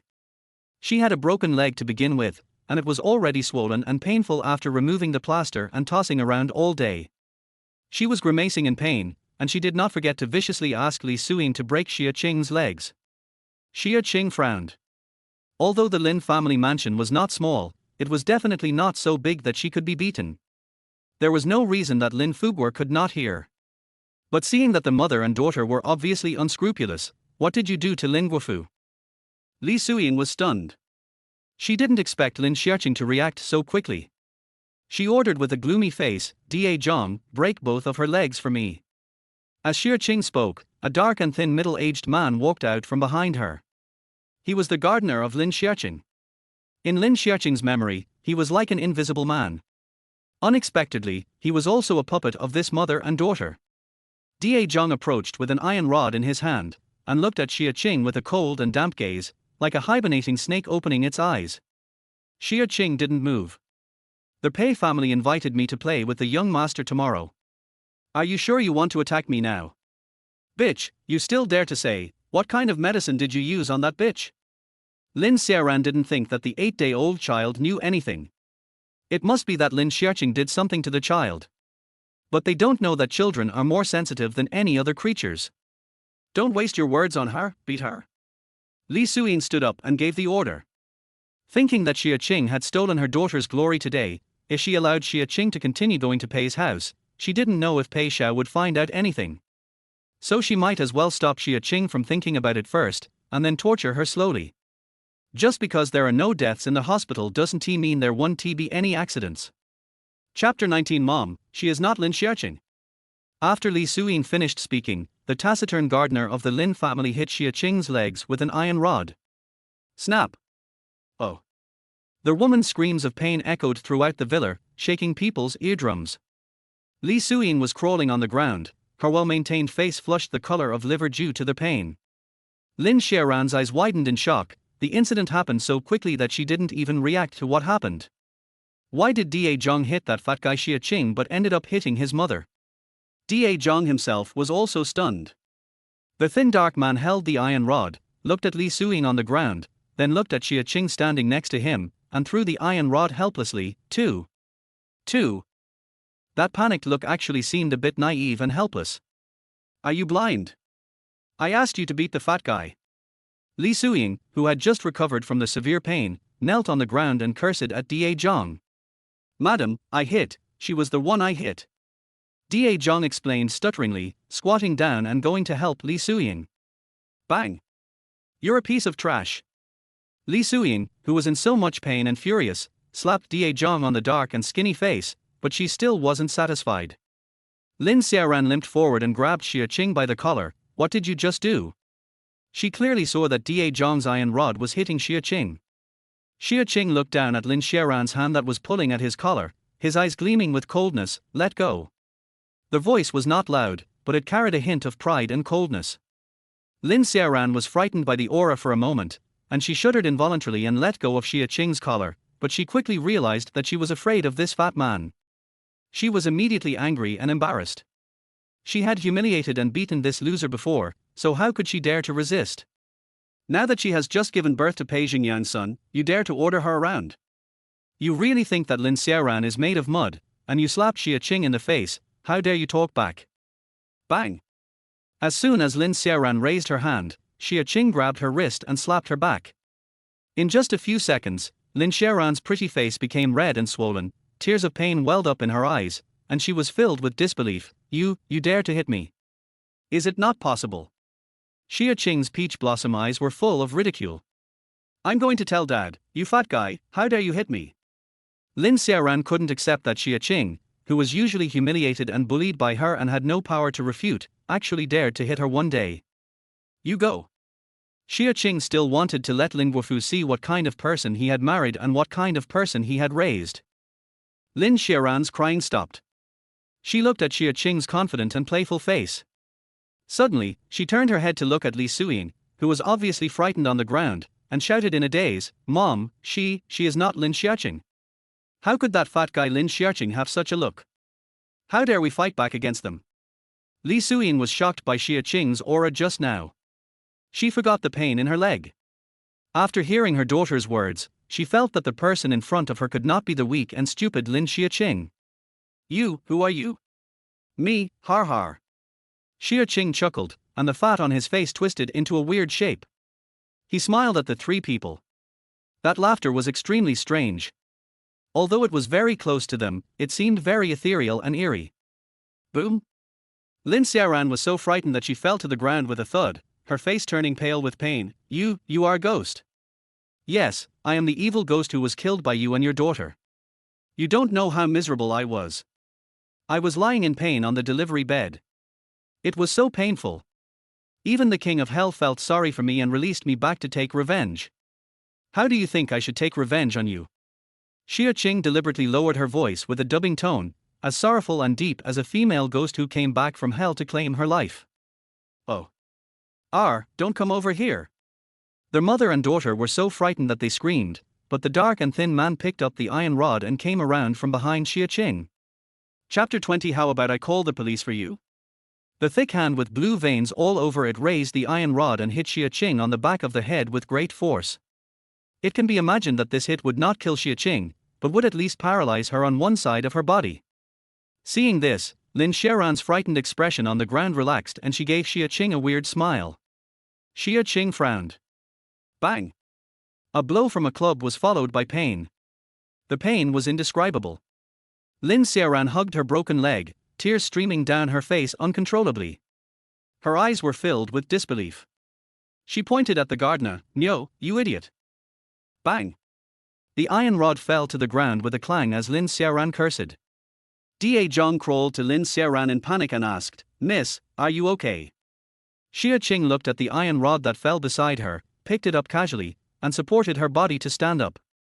Just after Lin Xiaoran smiled, she quickly squatted down and avoided the gardener's stick.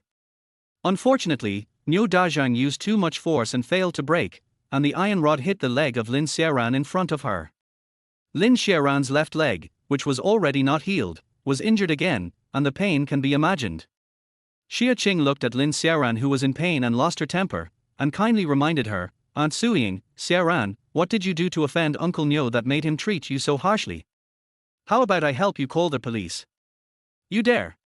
Li Suyin was so frightened that her nerves tensed up and she immediately threatened Xia Qing. Lin Xiaoran's leg wasn't fully healed to begin with, and Niu Dazhang hit her hard with the stick, so she felt so much pain that she angrily said, "Mom, what can we do with this kind of trash?" Not only did he fail to kill Xia Qing, he also injured the mother and daughter. "Miss, I'm sorry, I really didn't mean it." The previous viciousness and guilt were gone from Da Zhang's dark and thin face, and there was anxiety in his eyes. "Go, kill her for me, and I will forgive you." Lin Xiaoran was sweating coldly in pain, but he did not forget to deal with Xia Qing. Xia Qing looked at Lin Xiaoran innocently. "Uncle Niu wanted to hit me just now, but he hit Auntie instead." "He wanted to hit me again just now, but he hit you instead. I don't know who he will hit this time." After saying this, Xia Qing's face was full of anticipation and curiosity. Niu Dazhang stood up but froze, looking back at Lin Xiaoran and Li Suyin blankly. Li Suyin and Lin Xiaoran collapsed on the ground in pain. When they heard Xia Qing's words, they felt their legs hurt even more. They were afraid. Thinking of what Lin Xiaoqing said just now, she was resurrected from the dead. Could it be that God was helping her? Otherwise, how could it be so weird? Staring at Xia Qing's innocent face, the mother and son couldn't help but feel cold all over, and their legs hurt even more, especially Lin Xiaoran. The night wind blew in through the open door, and she, who was only wearing thin pajamas, shivered violently. Xia Qing suddenly asked Lin Xiaoran in confusion, "Will my leg become lame if I fracture it for the second time? Will the Pei family marry a lame person? Aye, bitch, send me to the hospital." Lin Xiaoran turned pale when she heard this. Li Suiying was also scared and cursed Niu Dazhang to send them to the hospital. Half an hour later, the Lin family finally quieted down. Xia Qing dragged her tired body upstairs. As a lady from a family of traditional Chinese medicine, she would learn some kung fu to strengthen her body while learning medicine.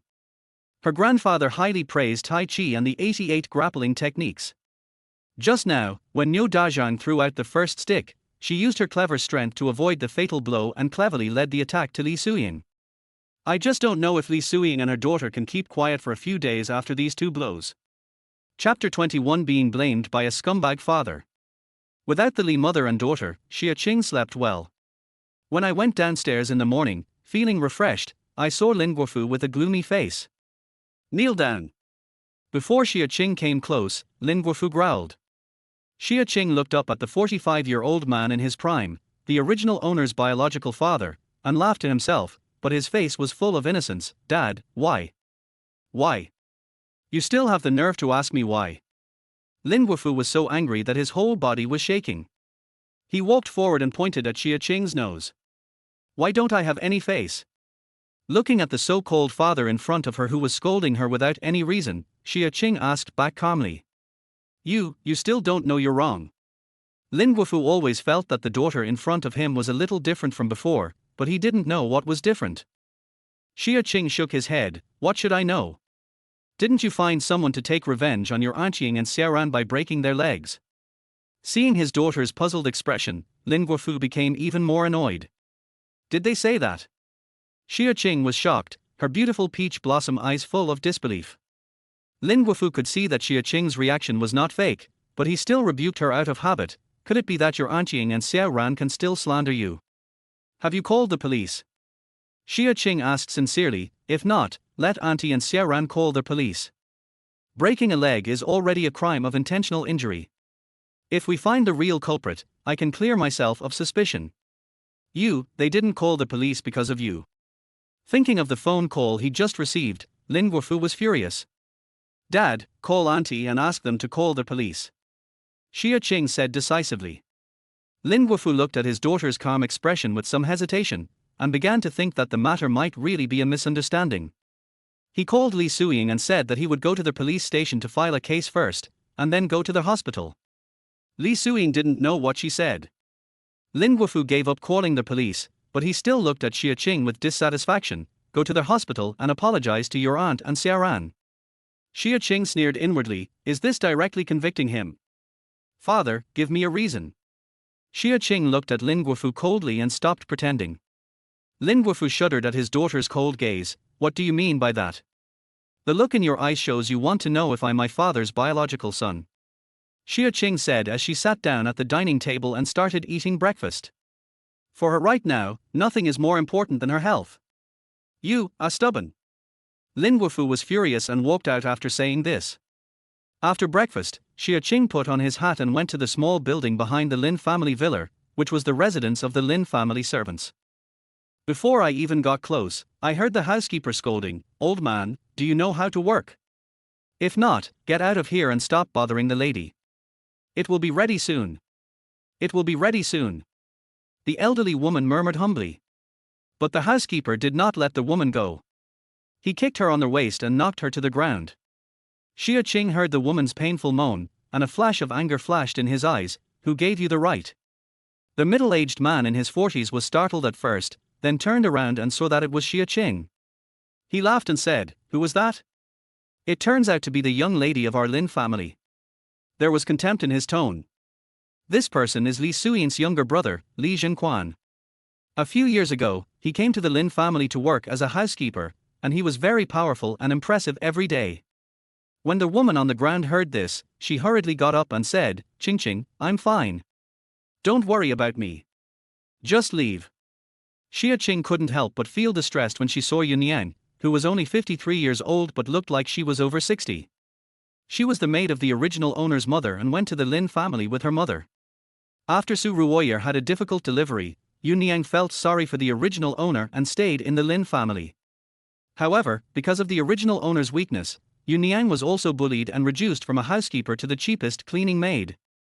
Leave? You little bitch, you caused my sister and niece to be hospitalized, and you still want to leave? I'll beat you to death today, you fat guy. Xia Qing sneered. It turns out that anyone in the Lin family can bully the master. Chapter 22. Let Qing get engaged. Qing, run. Yun Yang was so scared that she trembled when she heard this. In recent years, under the control of Li Suying, Li Jingquan has been arrogant and domineering in the Lin family, doing whatever he wants. Especially since Xia Qing is cowardly and not favored by Lin Guofu, the Li family has become more unscrupulous. Xia Qing didn't move, stroking a thin silver needle between her fingers. It was the souvenir she left after suturing the wound that day. Har, idiot. Seeing that Xia Qing didn't move, Li Jingquan cursed Xia Qing as an idiot and was about to attack Xia Qing. In a flash, a figure rushed towards Li Jingquan. Xia Qing's movements froze, and he heard Li Jingquan's curse. You crazy woman, you actually dared to attack me, I'm not going to, Before he could finish his words, a black leather boot stepped on Li Jingquan's wrist, and screams instantly rang out. Xia Qing raised an eyebrow and looked at Hai, who appeared out of nowhere. Mr. Hai, what are you doing? Miss Lin, the young master has been crying since he woke up. Mr. Pei would like to invite you to visit the Pei family. Hai retracted his foot and spoke respectfully. When Li Jingquan on the ground heard Pei Xiao's words, he immediately gritted his teeth, held back the pain, and became listless like a quail. Okay. Xia Qing's heart tightened. Thinking of the little guy who clung to her arms last night, her heart softened. Thank you, Ms. Lin. Hai said gratefully. Xia Qing stepped forward to help Yun Yang up, and glanced at Li Jingquan coldly. He was lucky today. Aunt Yun, take this card and buy some daily necessities for my room. Wait for me to come back. It's not safe for Aunt Yun to stay in the villa until she comes back. Qing. Go ahead. Xia Qing interrupted Yun Yang. Yun Yang nodded in agreement, and Xia Qing then looked at Li Jingquan lying on the ground. Hai's kick was quite strong, and this guy would probably have to be hospitalized with the mother and daughter today. After Xia Qing and the other two left, Li Jingquan struggled to get up from the ground, looked at Xia Qing's back fiercely, and then shouted for someone to send him to their hospital. Li Suying and Lin Xiaoran lived in a VIP ward. Both mother and daughter were in tears and their legs were in plaster. Dad, it's all my fault. I shouldn't have said that about my sister. Tears rolled down Lin Xiaoran's haggard little face, looking so weak and pitiful, like a beautiful flower that would wither at the slightest touch. Li Suying turned pale with pain, but she said sympathetically, yes, we must have misunderstood Qing. Why would Qing let the gardener beat us? It's all Niu Dazhang who is slandering Qing. But I heard from the servants that the gardener suddenly received a large sum of money. Xiaoran.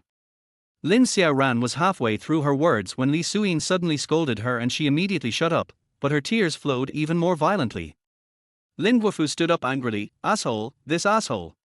I'm going to call the police right now. That asshole must have thought that I wouldn't dare, so he's so reckless. Hubby, don't be impulsive. Maybe it's really a misunderstanding.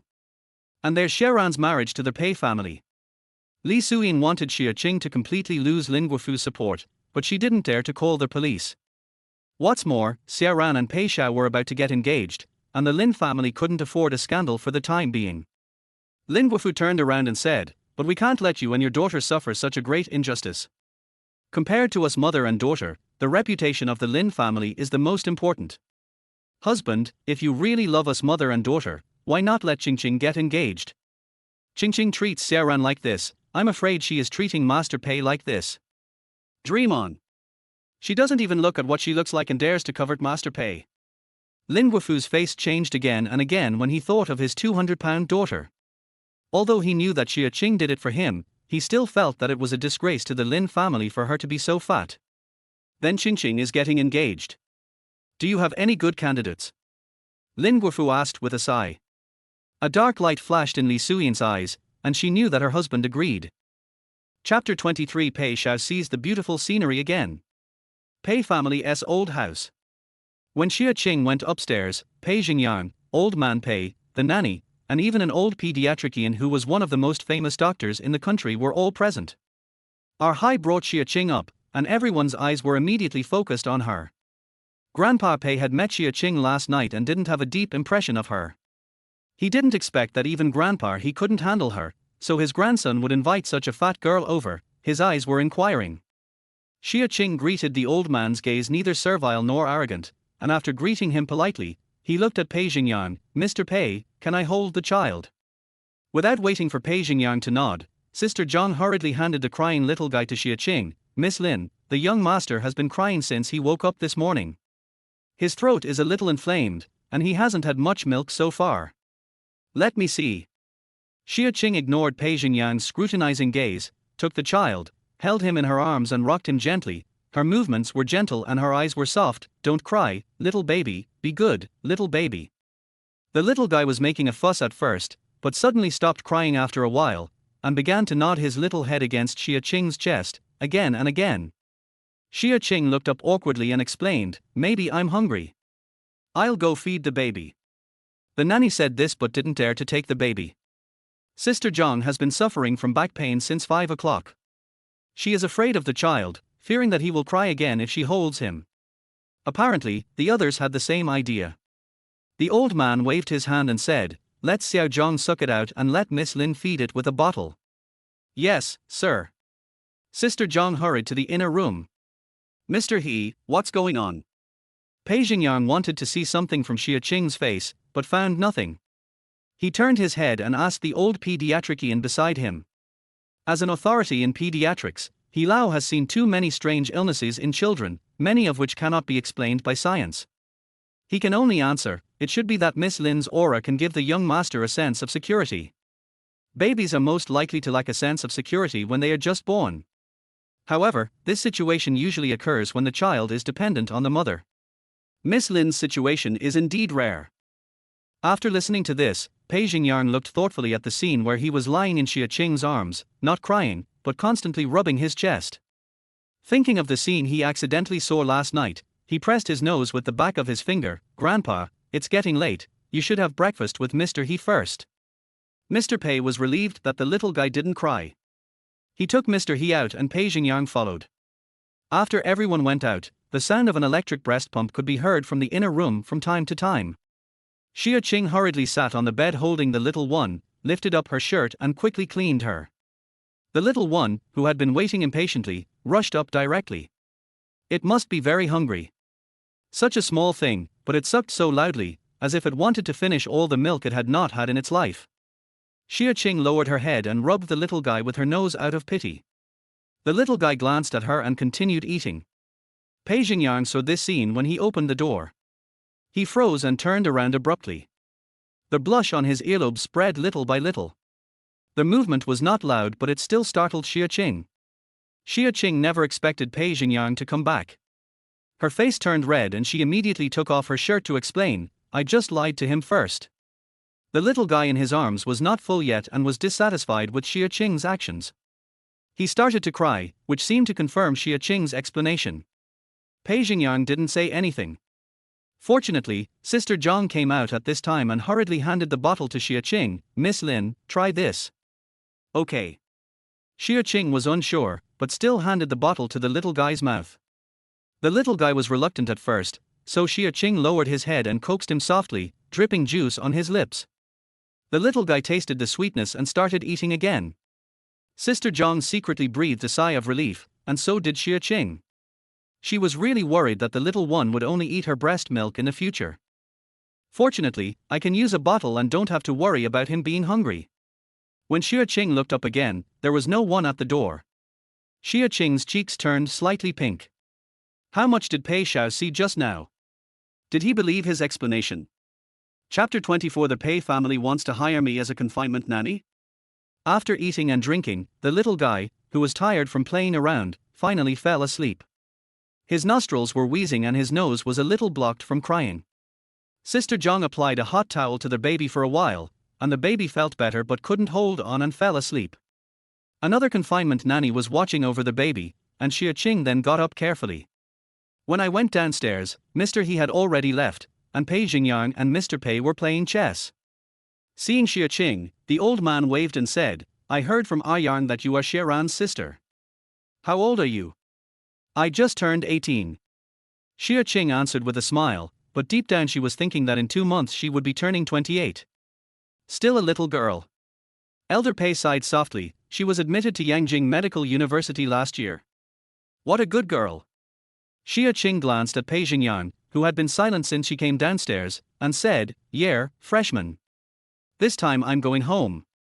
"Grandpa, it's your turn." Pei Xingyang suddenly interrupted the old man. Mr. Pei, who was still trying to find out about Xia Qing, came back to his senses. He suddenly glared and raised his beard. "Who allowed you to eat my horse?" "No, let's do it again."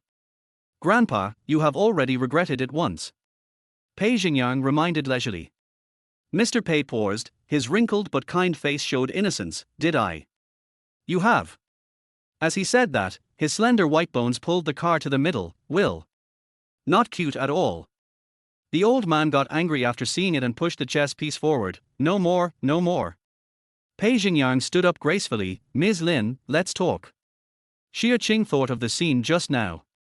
He thought that as someone who had lived 2 lives, he was a little nervous. He gently pinched his thumb and index finger together and said, "Okay." She did not intend to let Lin Xiaoran marry into the Pei family. Given that woman's personality, the original owner's child would only become a tool for her to climb up the social ladder, and she would not give the child any love. But if the Pei family knew that the child was hers, with Lin Xiaoqing's current size, wanting to marry Pei Xingyang, well, it would be almost impossible. The Pei family is a century-old family with a deep foundation. It has been passed down to Pei Xingyang's generation. The main line is small. Pei's father died in a car accident, and Pei's mother could not bear the stimulation and became mentally abnormal. She has lived in a sanatorium for many years, leaving behind a daughter and a son. Pei Tsai-Hua went to Country M for a man 3 years ago and has not returned yet. Mr. Pei is old, and Pei Xingyang is a sickly man. I don't know how many eyes are staring at this piece of fat meat of the Pei family. When the Pei family proposed a marriage with the Xia family, her parents declined before she even saw the photo. If it weren't for this child, the Lin family would never have been in Pei Xingyang's range of choice for a spouse. The reason why Mr. Pei agreed to Lin Xiaoran was not only because the mother and daughter broke the news outside, forcing the Pei family to face it, but more importantly, the Pei family needed an heir so badly. And given Pei Xingyang's health, no one can guarantee that he can have another child. Last night, Mr. Pei said he was celebrating his birthday, but he was extremely low-key. He invited the Lin family but did not introduce Lin Xiaoran, which showed his dissatisfaction with this marriage. If it was revealed that she was the biological mother of the child, Xia Qing couldn't imagine whether the Pei family's anger would be directed at her. Not to mention replacing Lin Xiaoran in marriage, she might not even be able to see the child again. Since Xia Qing took over the original owner's body, he naturally had to shoulder the other party's responsibilities. Lin Xiaoran may not get married, but she cannot be exposed for the time being. Following Pei Xingyang to the study, Xia Qing's thoughts were clear, and she saw Pei Xingyang handing Xia Qing an employment contract. She had already prepared for the situation in which Pei Xingyang fed the child himself, but she did not expect this situation to happen. The Pei family wants to hire me as a confinement nanny. Xia Qing didn't know whether to laugh or cry. 3 million for 12 months, Miss Lin, would you consider it? Pei Xingyang looked into Xia Qing's eyes with sincerity. 3 million is not a small sum even for the Lin family. They are trying to throw money at her. Chapter 25 Obsessive-compulsive disorder is also a disease. In the past 27 years, Xia Qing never thought that one day someone would hire her to be a confinement nanny. This is an insult to a talented doctor. But after a minute of silence, Xia Qing looked up and said, "I need time to think about it." The original owner's body foundation was damaged and he needed to recuperate. The Lin family was obviously not a place where he could recuperate, but the Pei family was different. For the sake of the child, the Pei family will surely not blame her. Especially after last night, once the Li mother and daughter calm down from the ghost panic she created, they will definitely fight back and retaliate. She wasn't afraid to fight them, but not now. Okay, I look forward to Miss Lin's reply. Pei Xingyang saw the relaxation on Lin Xiaoqing's face and had a guess in his mind. Her handsome face softened a little, making her even more seductive, but a little pale. She was a sick beauty. This was not the first time Xia Qing had seen this, but she was still amazed. Would it really not prolong your life if you face a face like this every day? This reverie flashed through Xia Qing's mind, and he quickly came back to his senses. Only then did he have time to observe Pei Xingyang's study. The room, which was quite old-fashioned, was decorated very elegantly, but that was not the point. Xia Qing discovered that all the objects in Pei Xingyang's study were symmetrical. Even if they were not symmetrical, they were arranged in order of size. Obsessive-compulsive disorder? No wonder. The road was so wide at the beginning, but he asked her to give way. It turned out that it was because of his obsessive-compulsive disorder. After Xia Qing left the room, Hai asked curiously, "Why does the young master like Miss Lin so much? Maybe he's sick." Pei Xingyang cursed under his breath as the pair of plump, symmetrical white breasts flashed through his mind. Hai. Didn't Mr. He just check that their young master was in good health? He was developing well, so how could he be sick? Obsessive-compulsive disorder is also a disease. Pei Xingyang said this lightly and left the study. Hai? Can the boss speak human language? How old is the young master? How can he have obsessive-compulsive disorder?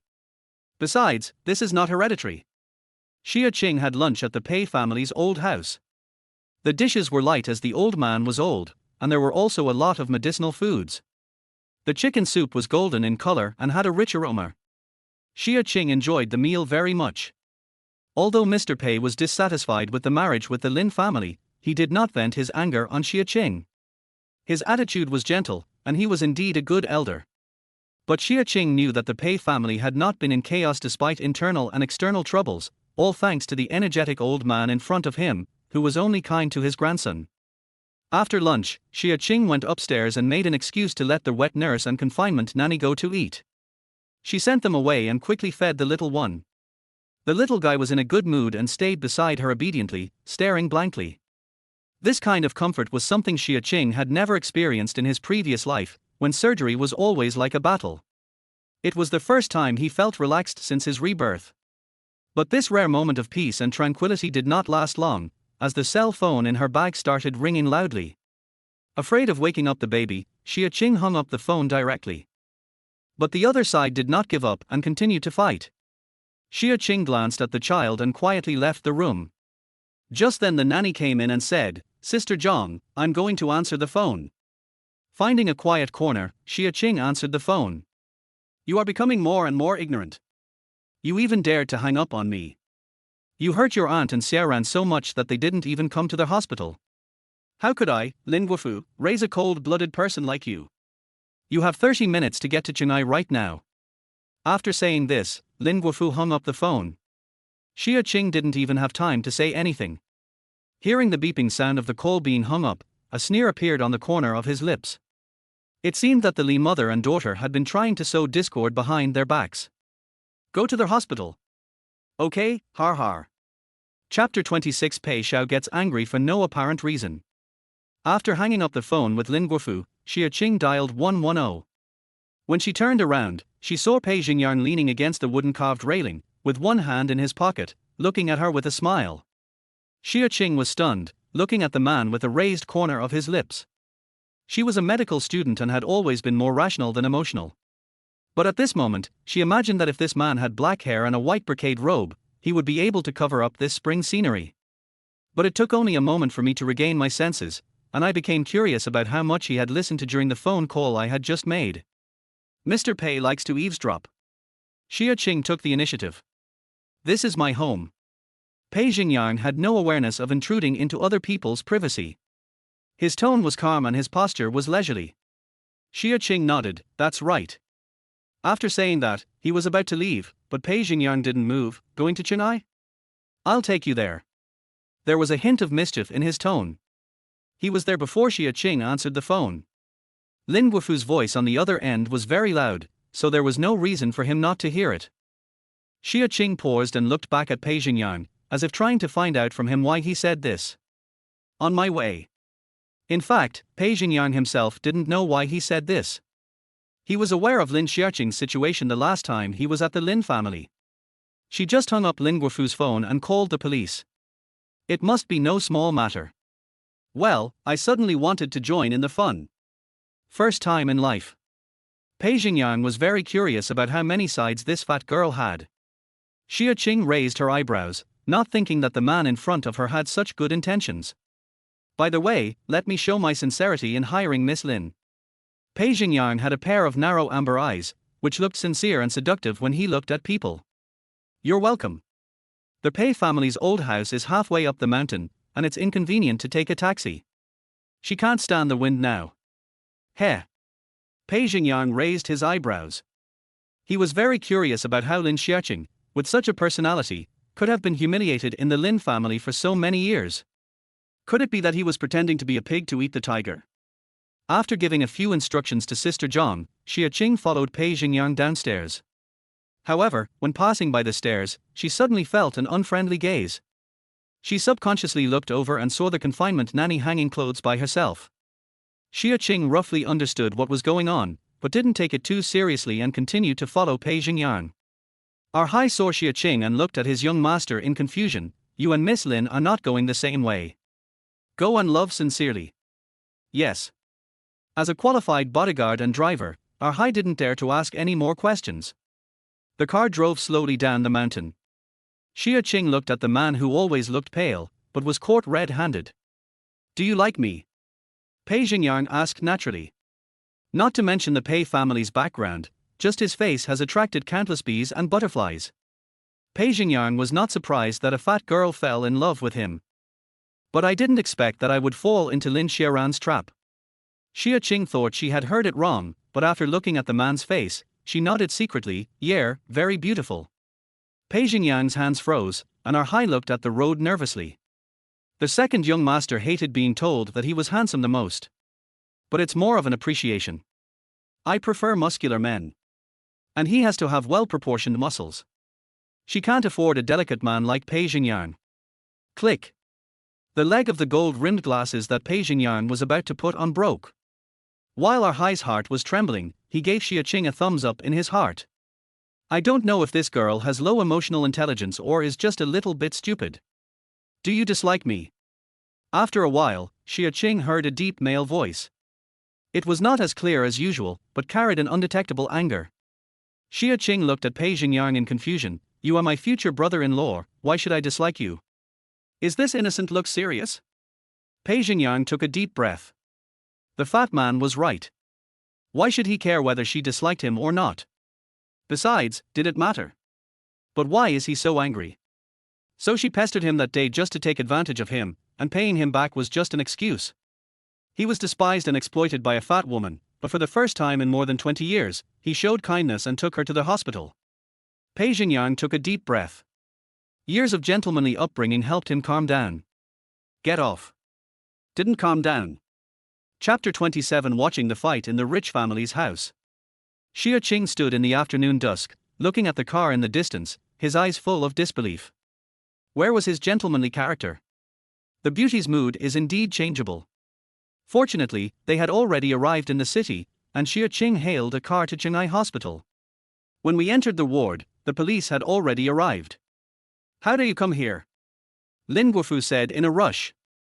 He paused when he saw the police behind Xia Qing. What are you doing? Dad, I heard that Auntie and Xiaoran were seriously injured. We can't let the murderer go. We must call the police. Xia Qing was filled with indignation. Lin Guofu was stunned.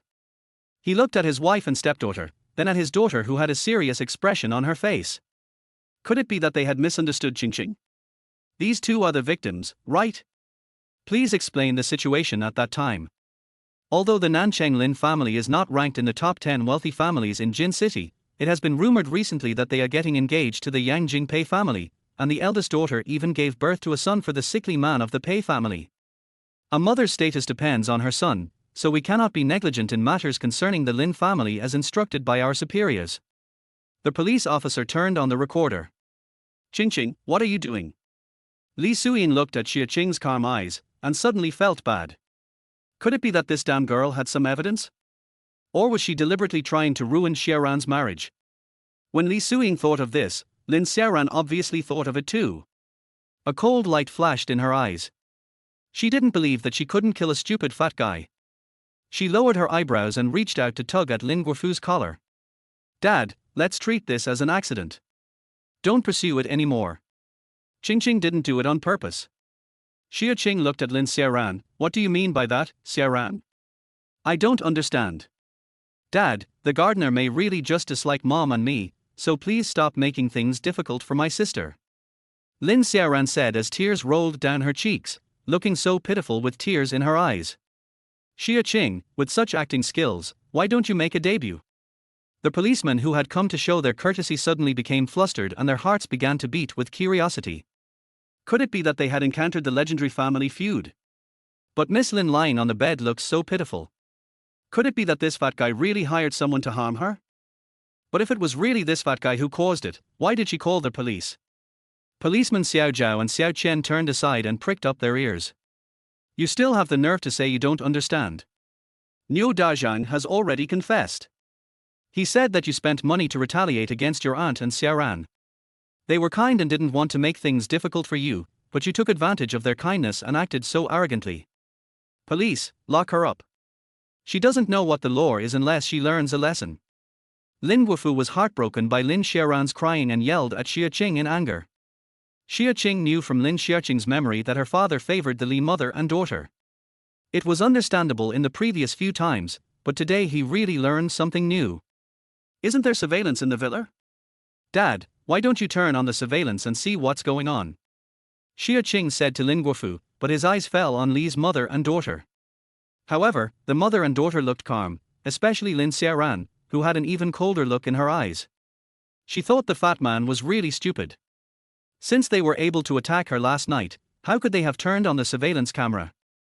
Lin Guofu didn't notice the mother and daughter behind him. Instead, he became even angrier. You knew that the surveillance was turned off during that time, but you still said that. Do you think there's no evidence to catch you? You too, take her away. Lin Guofu was disappointed. If Xia Qing had bravely admitted that she did it, he would have admired her courage. Xiao Zhao and Xiao Qian. So rude and direct. If I had a video. So lively. Xia Qing didn't move. She was speaking word by word when she was suddenly interrupted by a gentle male voice behind her.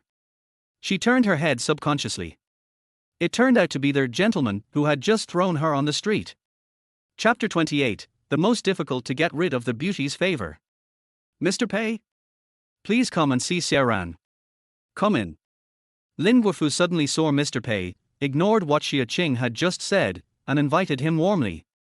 He completely forgot that he was the father-in-law of this man. Lin Guofu didn't notice it, but Li's mother and daughter heard it clearly. That fat guy said she had a video. How could it be possible?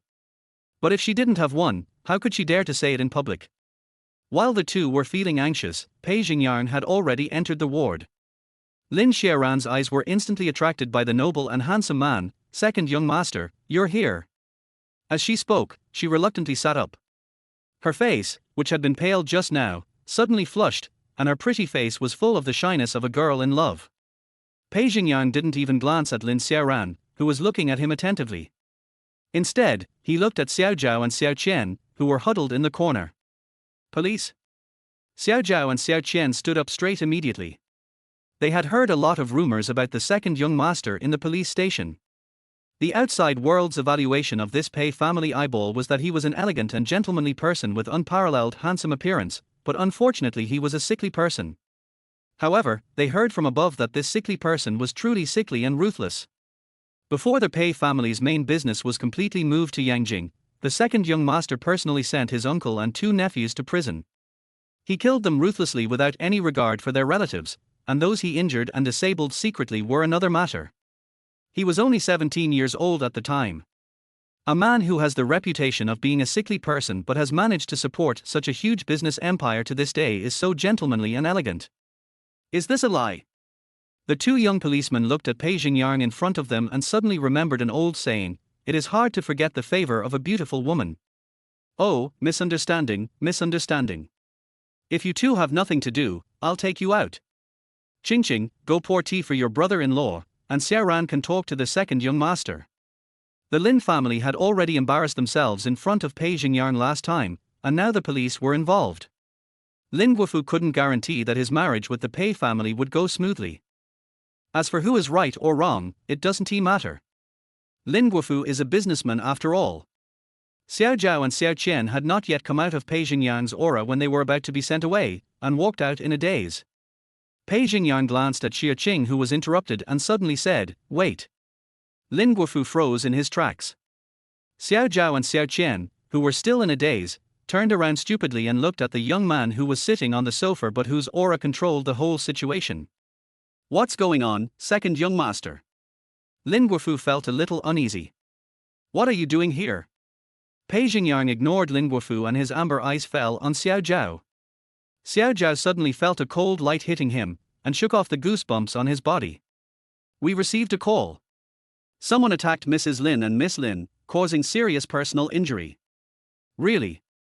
Pei Xingyang raised his eyebrows and finally turned his gaze to Lin Guofu. Lin Guofu originally wanted to suppress the matter and slowly deal with Lin Xiaoqing to reduce the impact on the Lin family's reputation, but he did not expect Pei Xiao to intervene, so he could only nod his head reluctantly. "So, there really is someone trying to harm my fiancée." Pei Xingyang set his eyes on Lin Xiaoran for the first time since he came in. Lin Xiaoran's eyes sparkled with excitement, especially the words that someone was against my fiancé, which almost shocked her head. "Second young master, I really don't blame Qing for this." Xia Qing was thinking about the purpose of Pei Xingyang's visit when Lin Xiaoran poured a basin of dirty water on her head. She raised her chubby face, her peach blossom eyes widened, as if asking Lin Xiaoran, "Are you serious?" Pei Xingyang was amused by the little fat man's reaction, but his eyes darkened. "Boss Lin, is what Xiaoran said true? Do you have any evidence?" "This is." Lin Guofu was in a dilemma, but Pei Xiao stood up to make the decision for Xiaoran. For both public and private reasons, he could only sacrifice Qing. Xia Qing looked at the father with cold eyes. "Speaking of evidence, I have it too." Li Suying and Lin Xiaoran on the hospital beds froze. Was this fat guy bluffing again? But she quickly calmed down. What if the fat guy had evidence? The second young master was on their side. Chapter 29. Who is threatening whom? Xiao Qian and Xiao Zhao wanted to cry. Aren't we supposed to send them away? Why did things turn out like this? Xia Qing frowned, not knowing what Pei Xingyang was going to do, to stand up for Lin Xiaoran. Although she was the one who called the police, she was also aware that the Lin family would not really make a big deal out of the matter at this critical moment of their engagement with the Pei family. She had plenty of ways to make the mother and daughter apologize to her in front of Lin Guofu. But it would be a bit troublesome to play the video in front of Pei Xingyang. Her stepfather is unreliable. She is still nominally a freshman. If Pei Xingyang knew that the child was hers and that she was the one who had sex with him, I wonder how this noble young man like a clear breeze and bright moon would accept this fact. By then, let alone hiring her to take care of the baby, I'm afraid she may not even be able to see the child in the future. The Lin family might also be subject to financial sanctions from the Pei family because of the serious nature of their deception. But giving in now is not Xia Qing's style. In just a few tens of seconds, various thoughts popped up in Xia Qing's mind, and finally they turned into a calmer attitude. Sister, you have evidence. You mean the gardener as a witness? Why don't you invite him to confront you? Playing a video is the worst option. Uncle Gardner has already said that it was you who was jealous that I was going to marry Mr. Pei, so you paid him to do something to me. Mom was implicated because she was protecting me. With Pei Xingyang's support, Lin Xiaoran was very confident. Really? What's there to be jealous about marrying Mr. Pei? Xia Qing found it funny. Besides, Lin Xiaoran was too confident. She actually thought she could marry into the Pei family. Pei Xingyang. Fatty. Isn't it just that I like men with abs? He has them too. Qing, I can understand you. After all, it's inevitable that you like Mr. Pei from the way you look now, but if you didn't like Mr. Pei, you wouldn't have tried so hard to go to Pei's house for Grandpa Pei's birthday. Lin Xiaoran hesitated to speak, deliberately leading Lin Xiaoqing's behavior to her infatuation with Pei Xingyang. One was to reduce everyone's association between Lin Xiaoqing and the child, and the other was to arouse Pei Xingyang's disgust towards Xia Qing. After all, who would want to be liked or even entangled by a 200-pound fat man? After listening to this, Pei Xingyang leaned back and relaxed. His extremely handsome face was filled with a hint of warmth and gentleness. Lin Wufu was extremely embarrassed, watching his two daughters fighting over a man in front of him. He glanced at them and hurriedly poured water to make tea for Pei Xingyang. Xia Qing thought Lin Xiaoran was really ridiculous. She could be so blatantly stupid. She moved closer to her and lowered her voice. Are you sure you want me to tell you why I went to the Pei family? You? Lin Xiaoran met Xia Qing's teasing eyes, her heart trembled, and she subconsciously looked at Pei Xingyang. Then Pei Xingyang looked at her with a smile. My heart skipped a beat. Could it be that Master Pei knew something? Impossible. How dare this fat guy tell Master Pei? Xia Qing seemed to know what Lin Xiaoran was thinking and looked at her sincerely, which made Lin Xiaoran feel uneasy, and she couldn't help but look at Li Suyin. At this moment, Li Suyin suddenly understood why she looked at Lin Xiaoqing strangely before. They were obviously the same person, but she felt an indescribable sense of disobedience because she was really different. If Lin Xiaoqing had been framed by them in the past, she would never have been able to stand here and calmly ask someone to confront her. Instead, she would have cowered in the corner, allowing Lin Guofu to scold her and them to humiliate her. How could he be so calm, without even a hint of cowardice in his eyes? Even the police today were hired by her. This is not Lin Xiaoqing. Or rather, it was a different Lin Xiaoqing. Xia Qing is not afraid of them now. If she tells Pei Xiao about the child. Li Suyin suddenly began to feel nervous. Chapter 30, is the second young master standing up for the fat guy? Auntie, if I really have the video and release it. Xia Qing was standing between the beds of Li Suyin and Lin Xiaoran. Seeing that Li Suyin was flustered, he turned his head and suddenly lip-synced to her. Lin Guofu was diligently pouring tea for Pei Xingyang and didn't notice that the two policemen were confused about the situation and were huddled aside like quails. Li Suyin understood Xia Qing's lip movements and suddenly raised her head and scolded, Xiaoran, you ignorant child, how could you misunderstand your sister because of a servant's words? Apologize. Mom. Although Lin Xiaoran was also uneasy, worried that Xia Qingyu would be doomed, she didn't want to lose face because Pei Xingyang was present. Why don't you apologize? Li Suyin seemed not to notice her daughter's reluctance. Regardless of whether Lin Xiaoqing has the video or not, as long as it is revealed that the child is not Xiaoran's, the truth will be revealed through a paternity test. Then all their previous plans are over. The Xia Qing in front of them was no longer the useless person that they could squeeze and mold. Mom, Master Pei. Lin Xiaoran's eyes were red with grievance. She called out, Mom, softly, then tilted her head to look at Pei Xingyang pitifully, Master Pei, I didn't mean it. Seeing this, Lin Guofu looked at the pitiful Lin Xiaoran, then looked at Pei Xingyang who remained silent, and suddenly scolded Xia Qing, you still don't admit your mistake. Your aunt didn't pursue the matter for your sake, do you really think you're not wrong? Xia Qing frowned when he was yelled at, but said nothing.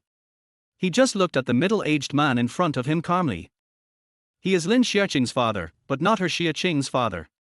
What's more, if she were to avenge the original owner, if you really counted it carefully, her father could be considered an indirect murderer. What's with that look in your eyes? You think your father can't control you anymore now that you've grown up, right? No wonder you do such a heinous thing as hurting your sister and mother. As he said that, Lin Guofu was about to slap Xia Qing. Xia Qing's eyes were cold and he was about to raise his hand. Boss Lin, is your hearing bad? Pei Xingyang suddenly said jokingly.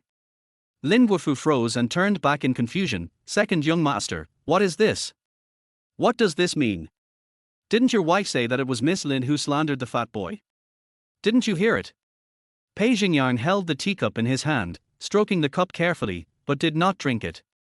Everyone present was stunned. Wasn't Master Pei Miss Lin's fiancé?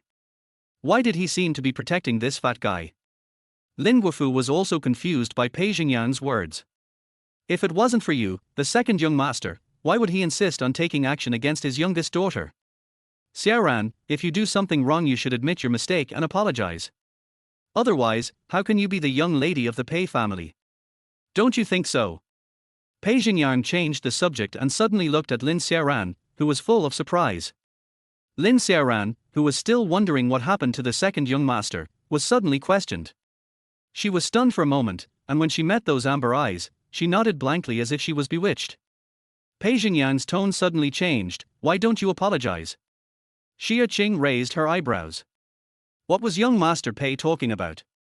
Xia Ran, what are you still standing there for? Hurry up and apologize to Xing Qing. Li Suyan's heart was pounding with fear. Although she didn't understand why the second young master Pei would protect this bitch, but now that things had come to this point, Xia Ran had to apologize whether she wanted to or not. But Lin Xiaoran still had Pei Xingyang's words in her mind, otherwise how could she be the young mistress of the Pei family? It turned out that the second young master had already regarded her as the young mistress of the Pei family from the bottom of his heart. Her pretty face was full of surprise. When Li Suyan called her like that, she hurriedly said, "Qing Qing, I'm sorry, it's my fault." No sincerity.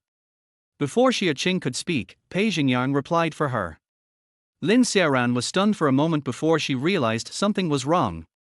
Was the second young master trying to stand up for the fat guy?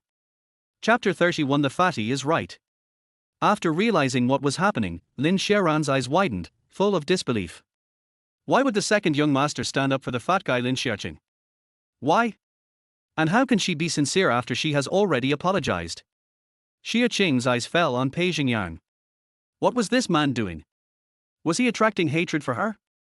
Don't want your fiancé anymore? Two police comrades, how should defamation and intentional injury be handled according to the law? Seeing that no one responded at the scene, Pei Xingyang's eyes fell leisurely on Xiao Zhao and Xiao Qian.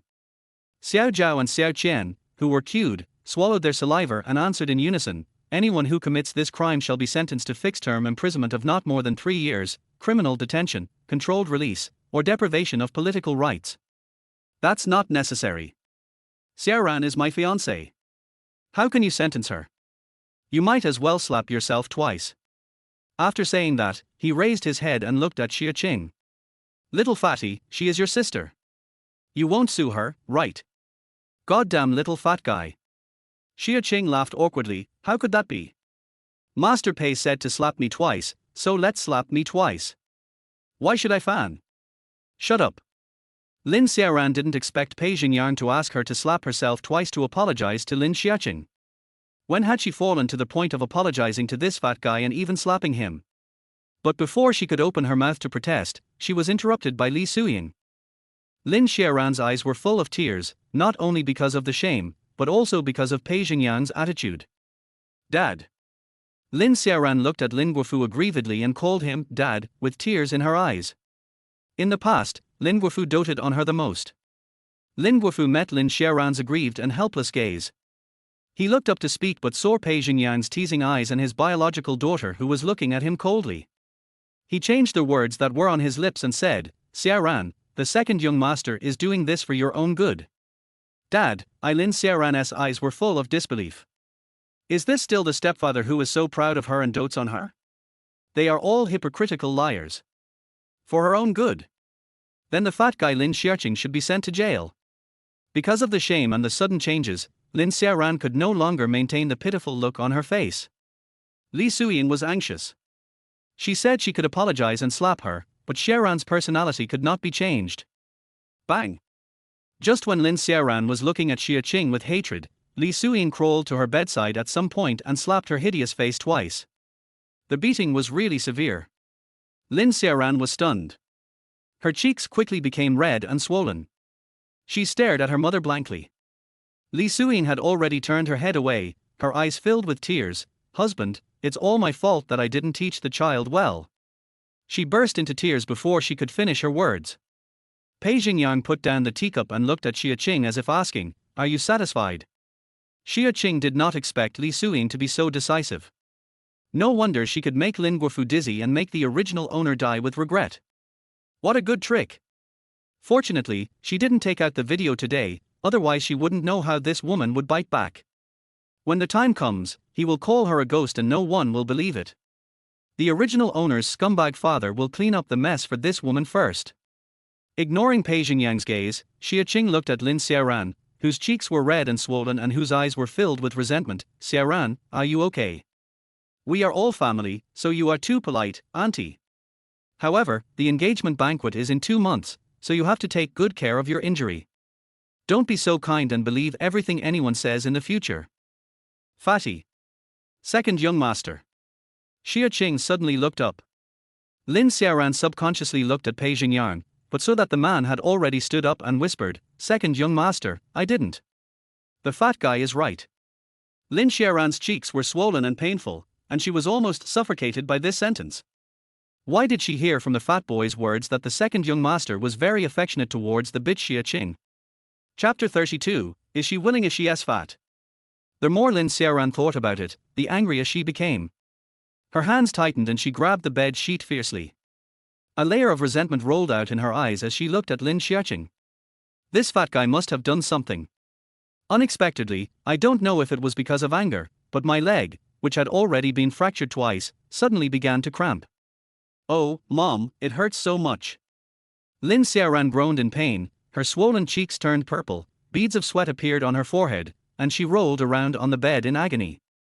Li Suying, who was still seeking comfort in Lin Guofu's arms, suddenly came back to her senses and saw Lin Xiaoran's expression, husband.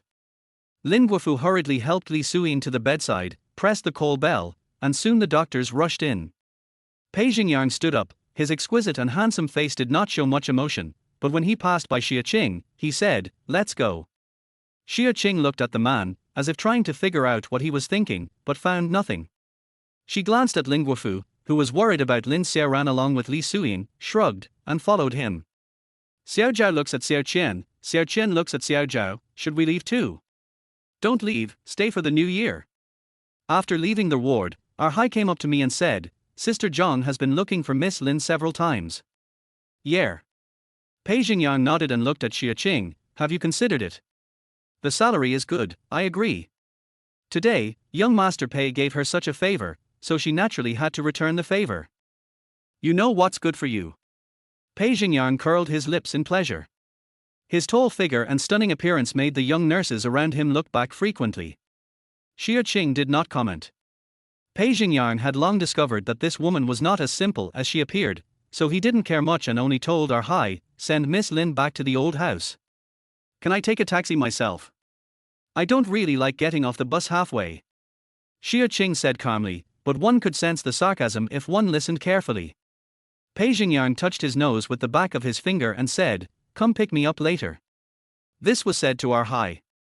Yes, Director Zhou is waiting for you. He said the surgical plan has been released. Our Hai reported. Xia Qing was about to leave when he paused, President Zhou personally performed the surgery on you. Pei Xingyang then remembered that the little fat man had said before that he would treat him. Thinking that Lin Xiaoran's sudden cramp just now was definitely not accidental, he became interested in her. Why? You want to come? No way. It turned out that the man didn't take her words to heart at all, and the 2-month agreement was just talk. Pei Xingyang didn't reply, but his eyes fell on Xia Qing's white and plump fingers, as if to say, can your little fat pig's hoof hold a scalpel? Xia Qing's face instantly turned red with anger. She is fat, so is she willing? MD. Xia Qing turned and left. Sooner or later, this man would beg her to operate on him. Pei Xing raised his eyebrows and a faint smile appeared on his thin lips. The little fat boy was quite arrogant. Our Hai looked at the smile on his young master's face and took a step back in horror. He thought he was possessed by an evil spirit. Why would he smile so lustfully at a fat man? But Pei Xingyang seemed not to feel our Hai's reaction, pointing at Xia Qing's back. You know, her legs are the most symmetrical I've ever seen, with an error of less than 0.01 cm. I wonder if it will be as symmetrical if I lose weight. The chest is also symmetrical. Well, so are those peach blossom eyes. Our Hai, what does this have to do with your laughter? A Hai. Pei Xingyang's tone suddenly changed. Here. Our Hai stood up straight with a standard military posture. What are you still doing here? Go away. Our Hai hurriedly chased Xia Qing, but he still complained in his heart, what gentleman? Fake. And what Miss Lin said is right, the second young master is ill. It's not a minor illness. Chapter 33, Fate.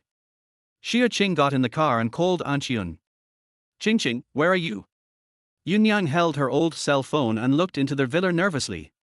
She left at 8 in the morning, and it was already 4 in the afternoon, and she hadn't come back yet.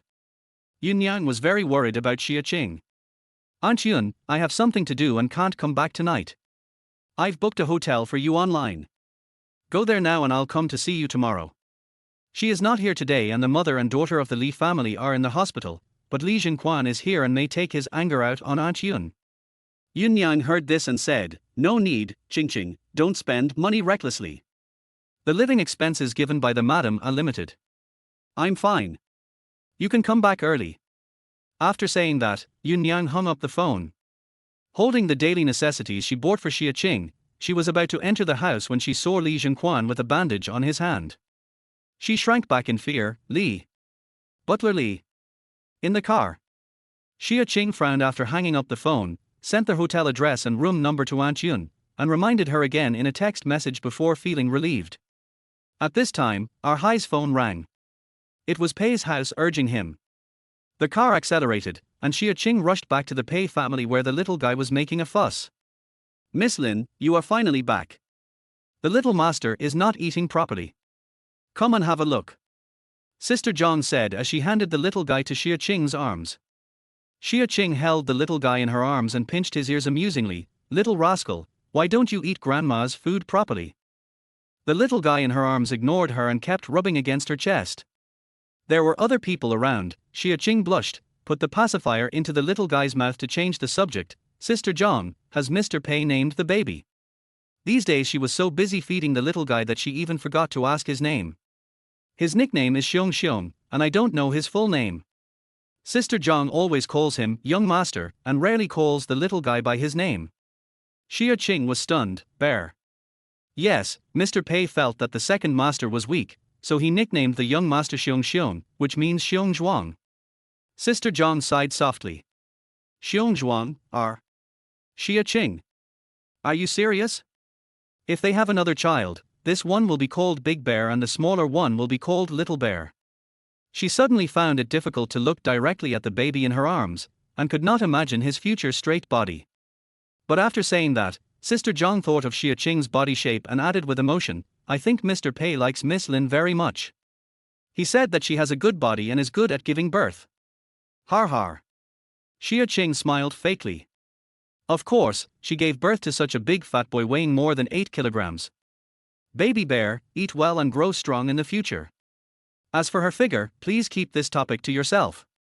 What's the point of Mr. Pei liking it? She doesn't like it. After drinking 60 milliliters of breast milk, the little one was still not satisfied and kept whining and making a fuss. Sister Zhang had no choice but to continue using the electric breast pump. Xia Qing took the opportunity to send the confinement nanny out, locked the door, and secretly fed the little one her own milk. After the previous 2 accidents, Xia Qing really didn't want to encounter the previous 2 embarrassing incidents again. The baby bear was very happy to finally get his mother's breast milk, and kept bumping into Xia Qing's chest with joy. Xia Qing couldn't help pinching the little rascal's ears, which made him eat even more happily. Finally, he fell asleep in Xia Qing's arms. When Sister Zhang came out from the inner room, the little guy was already fast asleep. She carefully took the child from Xia Qing's arms and said, "Don't let him sleep in your arms, or he will really be inseparable." Xia Qing nodded. As she studied medicine, she naturally knew the habits of babies. But looking at the little one in the crib, her heart was still indescribably soft. She was born in the Xia family and seldom experienced maternal love. She had never even thought about marriage and childbirth since she was 27 years old. But after being reborn as an 18-year-old girl, she became a mother without falling in love. Sometimes fate is really ridiculous. Chapter 34. The second young master breaks in late at night. It was the first time that Xia Qing spent the night in the Pei family's old house. The Yu nanny and Sister Zhang had been in a lot of trouble these days. Xia Qing had to persuade them to move to the next room, and she kept watch alone. The weather in April was very comfortable. Even with the doors and windows closed, the baby room wasn't stuffy. It was much more comfortable than the few square meters of storage room in Lin's house where Xia Qing lived. The little guy is still at the stage where he sleeps after eating.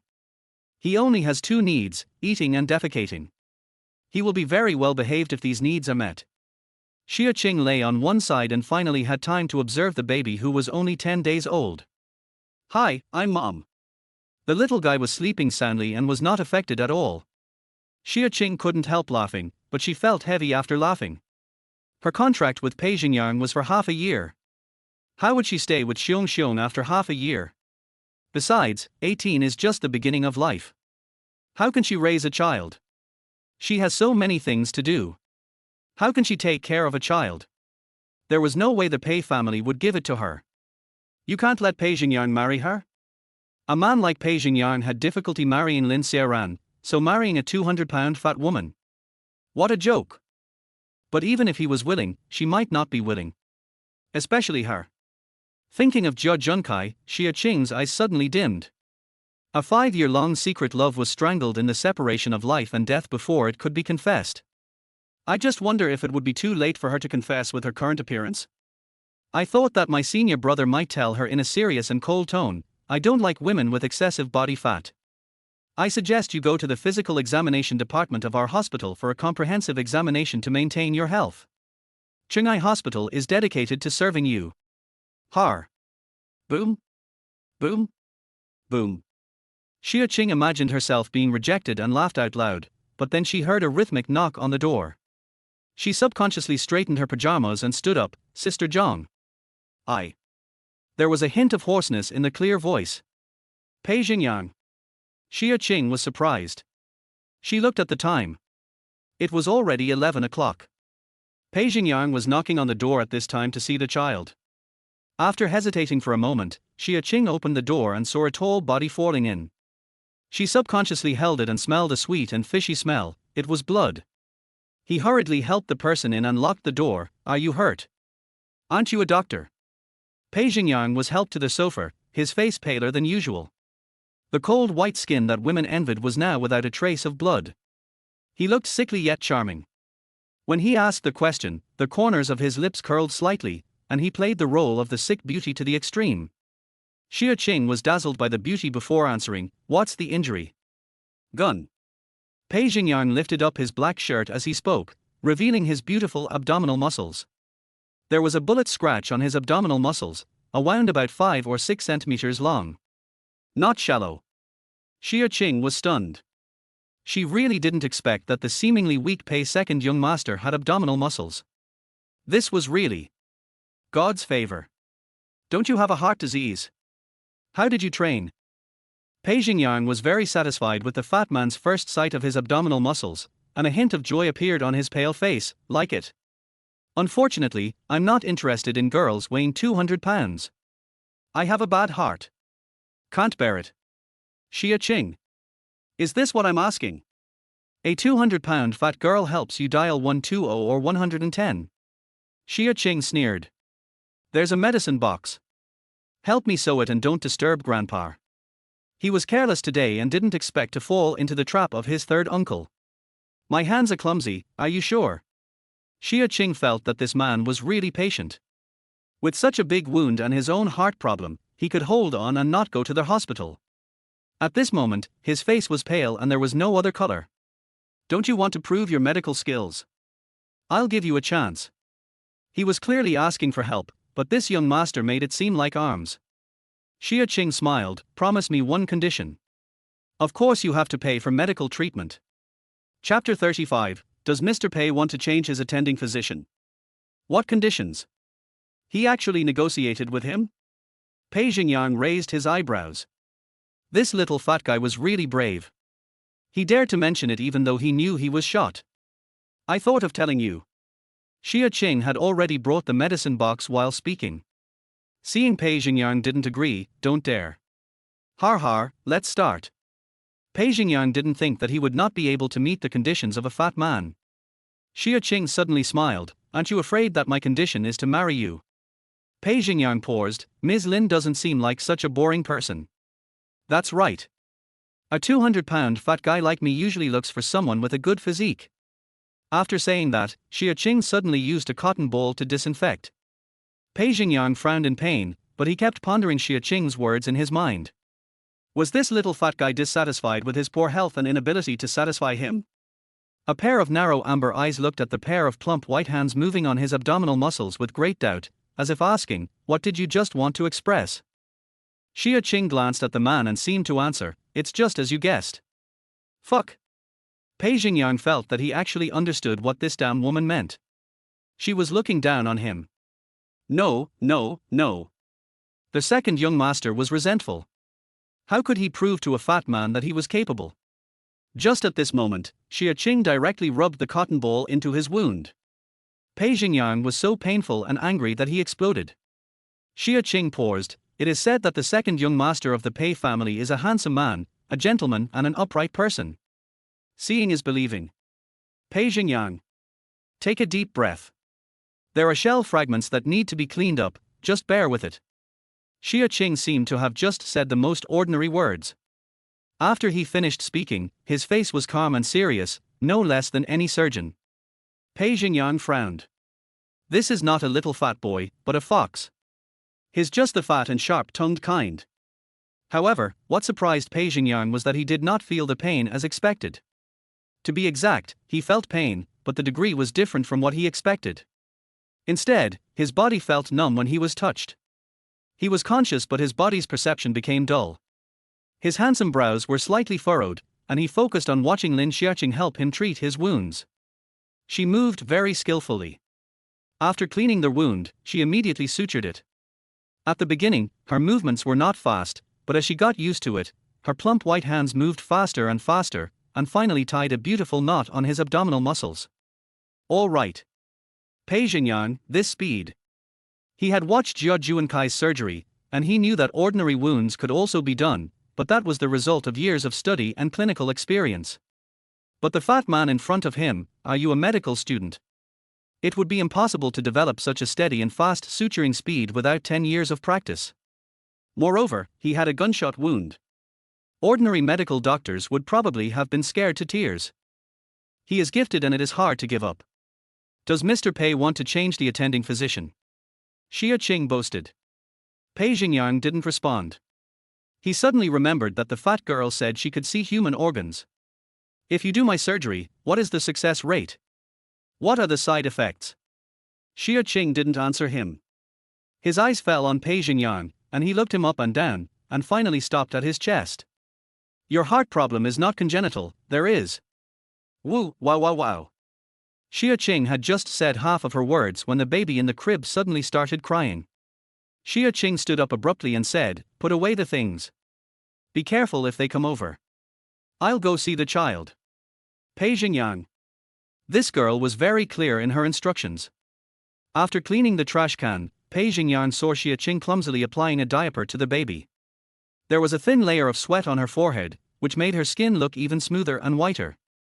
Her peach blossom eyes were so gentle and pure that they could shed water. Pei Xingyang was absent-minded for a moment, and he suddenly understood why his son liked her. Boom boom boom. Ms. Lin, why is the door locked? There was a sudden knock on the door from outside by Sister Zhang. Pei Xingyang's body froze as he was about to leave. Chapter 36. Why don't you hide? Xia Qing picked up the little guy and comforted him. The baby was obviously hungry, so she put his little hand in hers to comfort him, and he made a smacking sound when he ate. After stopping crying for the time being, Xia Qing turned her head and looked at Pei Xingyang. Why don't you hide? Pei Xingyang glanced at her coldly, opened the door and walked out. Sister Zhang was knocking on the door. Second master. Second master. I thought I was dazzled. Pei Xingyang nodded slightly and walked towards his room with no change in his expression. Sister Zhang looked back at the second young master's back, then at Xia Qing who was holding the child. Why is the second young master here? Look after the children. But this door. Why is it locked? Sister Zhang was puzzled. Xia Qing looked puzzled. Is it broken? No. Sister Zhang tried with the key. Because the baby was inside, Sister Zhang kept the key with her for fear that knocking on the door in the middle of the night would make too much noise. Feed the baby first. Xia Qing urged. Only then did Sister Zhang come to her senses and hurried to look after the child. An hour had passed by the time the baby had eaten and fallen asleep, and Sister Zhang had long forgotten about locking the door. Xia Qing breathed a sigh of relief and let Sister Zhang go to sleep peacefully. At night, she figured out the baby's feeding pattern and fed him twice before he fell asleep peacefully. The servants delivered breakfast directly to the room. After dinner, Xia Qing took a nap. When she woke up, she fed her child with a bottle. The trash can had already been cleaned up. There was a faint smell of milk in the room, as if what happened last night was just a dream. At this time, Sister Zhang came over and said that Mr. Pei wanted to see Xiong, and asked Xia Qing to carry him downstairs. Grandpa Pei was sitting in the middle hall, while Pei Xingyang was dozing off in a rocking chair beside him. The old man was teasing his grandson while chatting with Xia Qing. Is your sister in the hospital? She hasn't even finished her confinement yet, so she might have some underlying illness. How could a girl be so careless? Why didn't she take good care of the baby right after giving birth? Or bring her to the old house so she can be with the baby all the time? You'll have to ask my sister. Xia Qing replied politely. The old man was afraid that Lin Xiaoran would not be able to give birth again. After all, the Lin family cannot help Pei Xingyang in other aspects. If Lin Xiaoran's body is damaged and cannot regenerate, then she will be of no value to the Pei family. Especially Pei Xingyang's physical condition.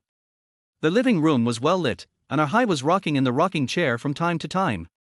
The usually elegant man now looked like an expensive Persian cat, squinting lazily, as if he didn't know that Xia Qing was talking to him while the old man was asking. That's right, Yang, why don't you go ask the Lin family? Seeing that his grandson couldn't understand his painstaking efforts, the old man simply went straight to the point. No. Why not go? You got engaged in June, so it would be reasonable for you to take over now. Mr. Pei was annoyed. Ugly. Pei Xingyang didn't even open his eyes. Mr. Pei's beard curled up in anger. You think she's ugly, but you still sleep with her. After saying that, he realized he had said something wrong and looked at Xia Qing apologetically. But Xia Qing was also sleeping on the chair. Blind.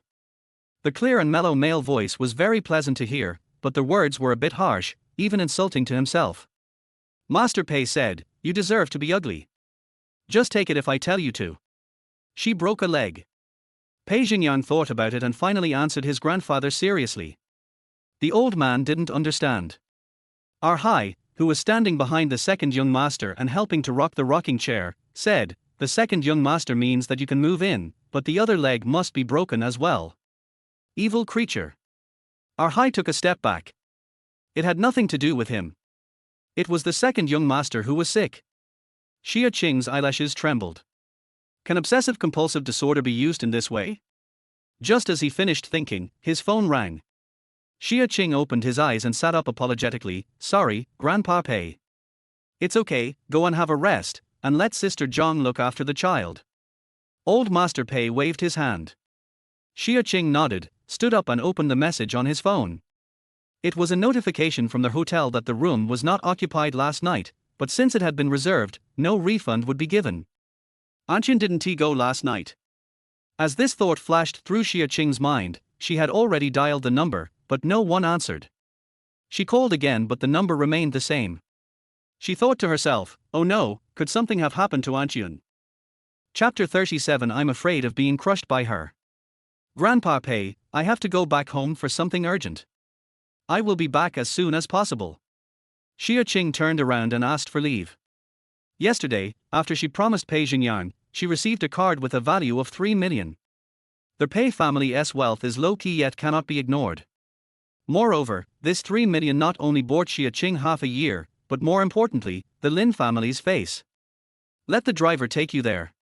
When Mr. Pei saw Xia Qing making a phone call, he looked serious and guessed that something had happened to the Lin family. Thank you, Grandpa Pei. Xia Qing was not polite. Pei Xingyang, who was lying in the rocking chair, suddenly opened his eyes. Arhai, go and see her off. Second young master. It was because he went to send Miss Lin off yesterday that Uncle Pei's men were able to take advantage of the opportunity. Pei Xingyang glanced at Arhai with dissatisfaction. Arhai immediately shut up and walked obediently in front of Xia Qing. Xia Qing refused and said, just let the driver take me there. It was obvious at first glance that Arhai was not an ordinary person. His iron-blooded aura was strong and creepy. He was not an ordinary bodyguard at all. Arhai sent her off yesterday, and Pei Xingyang was injured in the evening. She didn't think it was a coincidence. During this period, Xia Qing learned some information about the Pei family from the detective. Pei's parents died early, and Pei Xingyang has an older sister who is in country M. Pei Xingyang has been weak since childhood, and it is said that he has a congenital heart disease. He has been taking medicine to prolong his life in recent years. A doctor once asserted that he would not live past the age of 30. But she saw last night that Pei Xingyang's heart was not formed congenitally. It would be strange if an old man and a sickly person didn't covet a business empire like the Pei family. It should have been more than a day or two since knives and guns were used, otherwise Pei Xingyang would not be so calm. I'm afraid I've experienced this a lot over the years. Pei Xingyang ignored Xia Qing's words. Hi. Ms. Lin, please. Our Hai made a gesture of invitation respectfully. Xia Qing was helpless. This man looked gentlemanly and upright, but in fact he was very overbearing. After Xia Qing left unhappily, Pei Xingyang raised his handsome eyebrows slightly, turned his head and met his grandfather's inquiring eyes. Xiao Zhang, carry the child up to sleep. Grandpa Pei ignored his grandson and turned to instruct Sister Zhang. Upon seeing this, Butler Pei quietly left the living room. Are you hurt? The old man lost his previous kind demeanor. The eyes that were kind to his great-grandson just now suddenly became as sharp as an eagle. Minor injury. Pei Xingyang didn't care. But Mr. Pei became even angrier. What are you planning? Uncle San has made great progress in the past few years. How could I let him down? Don't you think so? The midday sun shone through the hollow carved glass, making that handsome face that was too beautiful to be overly flamboyant look particularly holy, but the words he spoke were devoid of a trace of warmth. The old man looked at his grandson's face, which was full of deceit, and he sighed softly. How is the surgery arranged? There can't be any mistakes. Yes. Although he said that, Pei Xingyang himself knew that it was not easy to complete the operation smoothly. As for whether the operation could be successful, that was another consideration. Old Master Pei was naturally aware of the danger involved, and a hint of fatigue appeared on his usually energetic face. Fortunately, Xiong's appearance brought new hope to the stagnant Pei family. I just don't know if that child is lucky or not. The eldest daughter of the Lin family is not the best choice, but Xia Qing is a good girl. Pei Xingyang, who was lying on the chair, suddenly opened his eyes. Grandpa, are you stupid? Pei Jinan raised his beard. I think you are stupid. Don't you think Xiong and Xia Qing are more compatible? This girl may be a little fat, but she has a kind nature and is more suitable to be a mother. If your operation is successful, you can still have another child. The more the old man spoke, the better his ideas seemed to him. Is that a little fatter? Pei Xingyang replied nonchalantly, his earlobes turning pink. Vulgar. The old man sneered. Pei Xingyang didn't know why he thought of the fat man and said, I want to have a good body. You can't blatantly dislike him. No, I'm afraid she will crush me. Pei Xing stood up and walked upstairs slowly. Mr. Pei was stunned for a long time before he laughed and scolded, what a waste. Chapter 38. Suspend all her credit cards. Xia Qing dialed Aunt Yun's number several times on the way, but still couldn't get through. When they arrived at the Lin family, Hai was waiting outside because of his special status. Xia Qing did not return to the main house but walked towards the small building at the back. Before he got close, he heard a cold shout, stop. Xia Qing paused and turned around to see Lin Guofu standing on the steps with a furious look on his face. You don't care about the life or death of your mother and sister, and you don't come home at night. Lin Xiaqing, you are really heartless and shameless. Seeing that Xia Qing didn't move, Lin Guofu thought of what Xia Ran said, and felt that his daughter had become unrecognizable to him. I don't quite understand what my father said. My mother passed away many years ago, and I am the only daughter in her life. Where did my mother and sister come from? If she had planned to flatter the mother and daughter in the Lin family and win the support of this so-called father. But after Lin Guofu attacked her without any reason yesterday, Xia Qing understood that Lin Guofu was not only unable to distinguish right from wrong, but also eager for quick success. Such people love nothing more than themselves. Perhaps Lin Xiaqing once needed the love of this father, and for this she was willing to compromise and let the mother and daughter trample on her dignity and abuse her body step by step. In the end, she became a reproductive tool for the mother and daughter to get to the top, and even lost her life. But Xia Qing won tea. Once she sees clearly, she will no longer tolerate it. Lin Guofu never thought that his timid daughter would speak to him like this one day. His old face flushed with anger. At this time, Li Jinquan stood up from behind him and said, Brother-in-law, my sister has been married to your family for 8 or 9 years. She has always loved Miss Xia Qing. She is now in bed.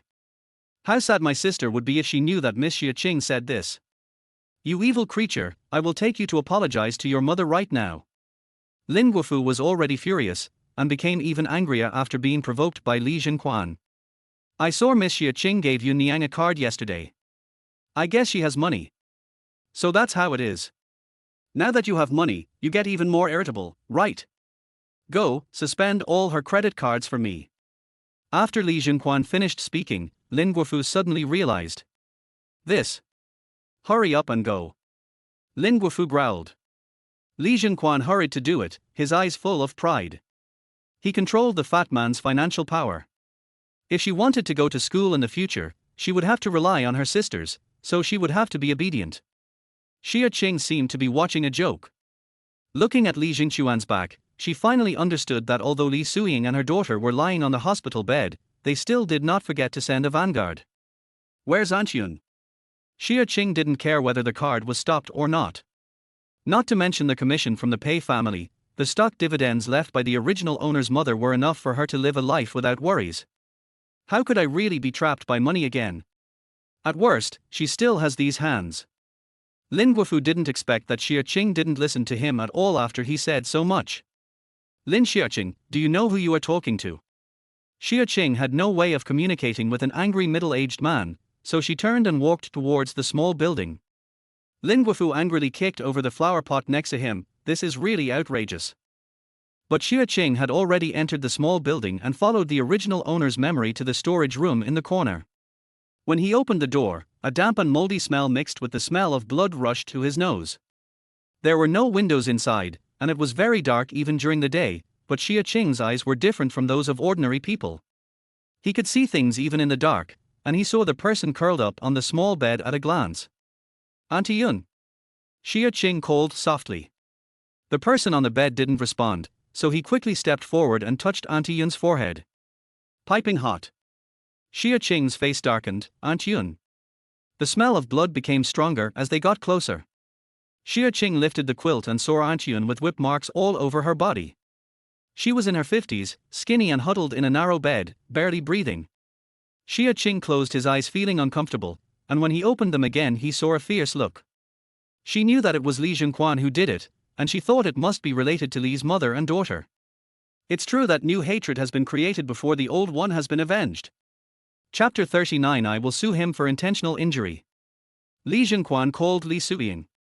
The card was issued by Li Suying, so she naturally knew the card number best. Within a few minutes, Xia Qing's card was frozen. Lin Xiaoran, who had been irritable since yesterday, finally calmed down a bit after hearing the news. I wonder how long she can be so proud. Without money, she can't even pay the tuition. One day, she will kneel down and beg us. Just focus on recovering from your injuries. There are only 2 months left before your engagement. Don't be impulsive. When you become the young lady of the Pei family, that bitch will be nothing to you. Li Suying comforted her daughter. Hearing this, Lin Xiaoran's face was full of pride, but then it turned gloomy. Mom, why did the second young master help that fat guy yesterday? This. Li Suying felt a little strange when she mentioned this matter, but it didn't seem like the second young master knew that Xia Qing was the child's mother, so the only possibility was, Ran, don't judge things by appearances, the second young master may not be protecting you. Lin Xiaoran was stunned when she heard this. Mom, does he want me to slap myself twice to apologize to that fat guy, or to protect me? Yesterday I heard that bitch say there was a video. If she had really taken it out at that time, then you and I would have been finished. But after the second young master intervened, Xia Qing didn't even have the chance to take out the video. Doesn't that count as protecting you? Li Suying thought about it and decided that this should be the case.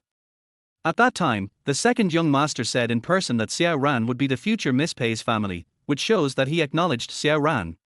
Really? Lin Xiaoran felt strange, but more of a surprise. The fact that the second young master protects her, does it mean that he has her in his heart to some extent? Well, you take good care of your injuries. Once you enter the Pei family, you won't be able to kill a fat man. Li Suying thought of the Pei family, with greed in her eyes. Not to mention the Lin family, even if most of the rich people in Jin City were combined, they might not be able to match the Pei family. Being able to marry into the Pei family would be the greatest honor for their Li family. HMPH, I will return those 2 slaps to Fatty sooner or later. How is her blind date going? Lin Xiaoran cursed viciously and thought of Xue Changlin, with a deep calculation in her eyes. Just these few days, don't rush. Li Suying smiled. They must get that fat guy out before the Pei family finds out something. It doesn't matter whether they get married or not, as long as their innocence is gone, even if the Pei family finds out in the end, will they let young Master Pei pick up a second-hand junk? After hearing this, Lin Xiaoran finally smiled with relief. Xia Qing called an ambulance. After sending Aunt Yun to their hospital, the police were called to collect evidence. When they came out of the emergency room, their bodies were covered with gores and their faces were bruised and swollen. They finally opened their eyes and saw that it was Xia Qing. They hurriedly held her hand and said, "Qing, why are you back?"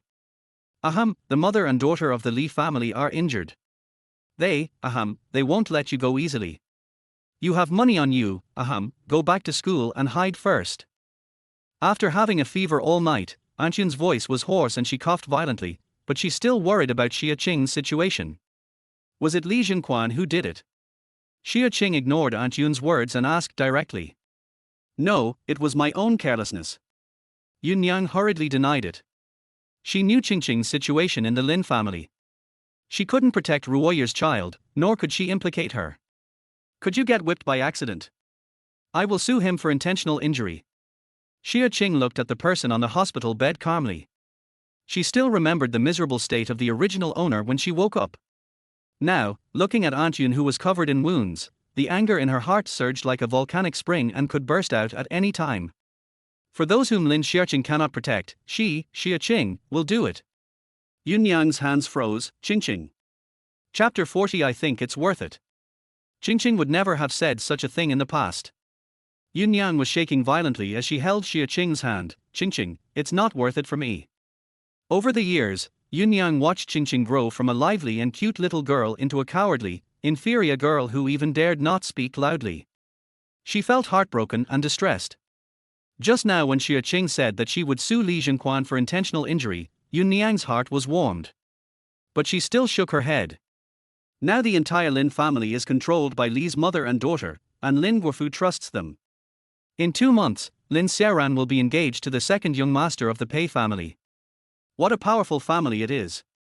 By then, Lin Xiaoran would be able to crush Qing as easily as crushing an ant. If they dare to sue Li Jinquan now, they will be courting death. If I think it's worth it, then it's worth it. Lin Xiaoqing's mother died early, and there is almost no relevant memory in the original body's memory. Some of them are just fabricated by others, but Yun Yang is different.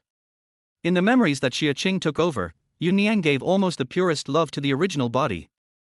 Xia Qing had never experienced maternal love in her entire life, but she felt it from Aunt Yun. This subtle feeling made her have a strong desire to protect the poor woman in front of her. But Li Jinquan is Li Suyin's brother. If we sue her, she will definitely not let you go. Yun Yang whispered softly. Even if she doesn't sue, she won't let me go. Xia Qing comforted Yun Yang, but added in his heart that she wouldn't let them go either. Qing. Just focus on recuperating. Xia Qing interrupted Yun Yang. At this time, our Hai walked in. "Ms. Lin," Sister Zhang called. "I've hired a special nurse for you. Just focus on recuperating and leave the rest to me."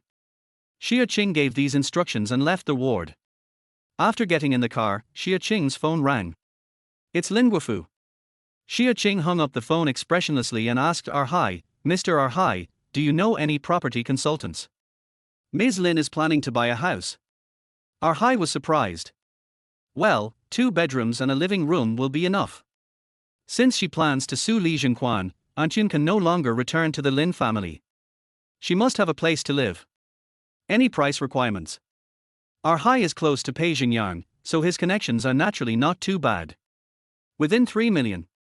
Okay, I'll find out and tell Miss Lin. As Hai spoke, the speed of the car did not slow down at all. After the house matter was entrusted to someone else, Xia Qing turned on her phone, logged into a private mailbox, and sent a message. "Hello, Lawyer Cheng, I'm Xia Qing's friend, and I'd like to ask you to file a lawsuit." The man far away in Yangjing looked at the familiar mailbox and was stunned. Xia Qing's friend. Xia Qing returned to Pei's house and trotted to the baby room. Little Xiong closed his eyes and cried out of breath. Sister Zhang and Sister Wang, the confinement nanny, were sweating profusely. Mr. Pei was pacing back and forth anxiously. When he saw Xia Qing, he hurriedly called out, "Come on, try it." Xia Qing hurriedly took the child, held the little guy upright, and patted his back gently. don't cry, baby, baby bear is the best. After a while, the little guy finally opened his eyes, looked at Xia Qing with his big watery eyes, and pursed his mouth, looking extremely aggrieved. Xia Qing, who thought she had seen too many life and death separations and had a heart of stone, actually had tears in her eyes. In her previous life, she lived to the age of 27 and had never been relied on by anyone like this. At this moment, she is not only Xia Qing, Lin Xia Qing, but also the mother of a baby. For the first time, Xia Qing felt extremely guilty about leaving. I want to take responsibility for this little life. Chapter 41, Li's mother and daughter I Xia Qing's money. Lin Guofu watched Xia Qing dial 120 to pick up Yun Yang, and she completely ignored him during the whole process. Over the years, Lin Guofu has increasingly neglected his daughter, not only because her birth led to the death of his first wife, but also because Xia Qing's personality is very unpleasant. She is silent and self-abased, and her heavy bangs make her look gloomy and paranoid, not at all likable. On the contrary, the stepdaughter is getting more and more outstanding. She is beautiful and sensible. Now she is married to the second son of the Pei family. Her future is limitless, and the glory and benefits she can bring to the Lin family in the future are immeasurable. He thought that Xia Qing might be a little fatter when he came back this time, but he could speak better and was more sensible. However, he didn't expect that after only a few days, he already ignored him. Butler Li was a bit overbearing today, but that girl was too arrogant. The more he thought about it, the angrier Lin Guofu became. However, Li Jinquan knew that Xia Qing had taken Yun Yang away, so he knelt down and admitted his fault. Brother-in-law, I was impulsive. Last night, I heard that old woman call Miss Qingqing and told her not to go back to the Lin family. She said that you and sister treated Qingqing badly. It was you who wronged the first wife and harmed the first wife. That's why I couldn't help but hit her. What did you say? Lin Guofu's hands trembled with anger after hearing this. Did Yun Yang really say that? Lin Guofu finally understood why his good daughter suddenly hated him. It turned out that the old hag Yun Yang was behind it. I also heard that Miss Qingqing went to the Pei family to work as a confinement nanny. Li Jinquan saw that the fuel had been prepared, so he naturally lit the fire. What? Lin Guofu looked at Li Jinquan in shock. How could it be possible? Their Lin family is about to marry the Pei family, but now his little daughter has gone to the Pei family to work as a confinement nanny. What does he think of him and his Lin family? I also heard it from others. However, the person who followed Miss Xia Qing today was Mr. Pei's driver. Li Jinquan heard what others said, but every word was a thorn in Xia Qing's side. You evil creature, this disgraceful evil creature. Lin Guofu slammed the table angrily. Go check for me, what's going on? It was no secret that Xia Qing agreed to be Pei Jingyang's confinement nanny. Li Jinquan came back after a while. Brother-in-law, I found out. I heard that it was the young master of the Pei family who insisted on being hugged by Miss Xia Qing when he saw her that night. The Pei family had no choice but to spend 3 million to hire Miss Xia Qing. No wonder, it turns out that is rich and powerful now. Lin Guofu sneered angrily. He was just thinking about how to deal with this disobedient thing when his cell phone rang. It was the company secretary calling. Lin Guofu took a deep breath and answered the phone. What's the matter? Tell me. Lin Guofu's face became uglier as he listened to the trembling report. After hanging up, he called Li Suiying directly. Suiying, what happened to the research project you were in charge of? Someone died during the drug trial. Why didn't you tell me? Now the family members have come to the company to make a scene. Did you know that? Li Suiying and Lin Xiaoran were planning their engagement with the Pei family. She was a little confused when she heard Lin Guofu's question. Then she remembered that there was indeed a problem with the project she was responsible for, but she had already found someone to handle it. How could there be another problem? Husband, don't worry. I have already asked someone to handle the compensation issue. Those family members must be greedy. I will ask someone to resolve it now. Li Suiying didn't expect this to be the case. Didn't she keep her mouth shut? He gritted his teeth secretly, but his words were all about shirking responsibility. Lin Guofu didn't expect it to be true, and said dissatisfiedly, you didn't report such a big thing. In this case, you should solve this mess by yourself. Pop. After saying that, Lin Guofu hung up the phone. Li Suiying held the phone for a long time without saying anything. Mom, what's going on? Haven't those people been sent away? Seeing her mother's bad face, Lin Xiaoran stepped forward to ask. Before Li Suyin could answer, her phone rang. It was the person in charge of this project. Madam, this is bad. Those people said that the company did not compensate according to the contract, so they exposed us. A bunch of untouchables, how much do they want?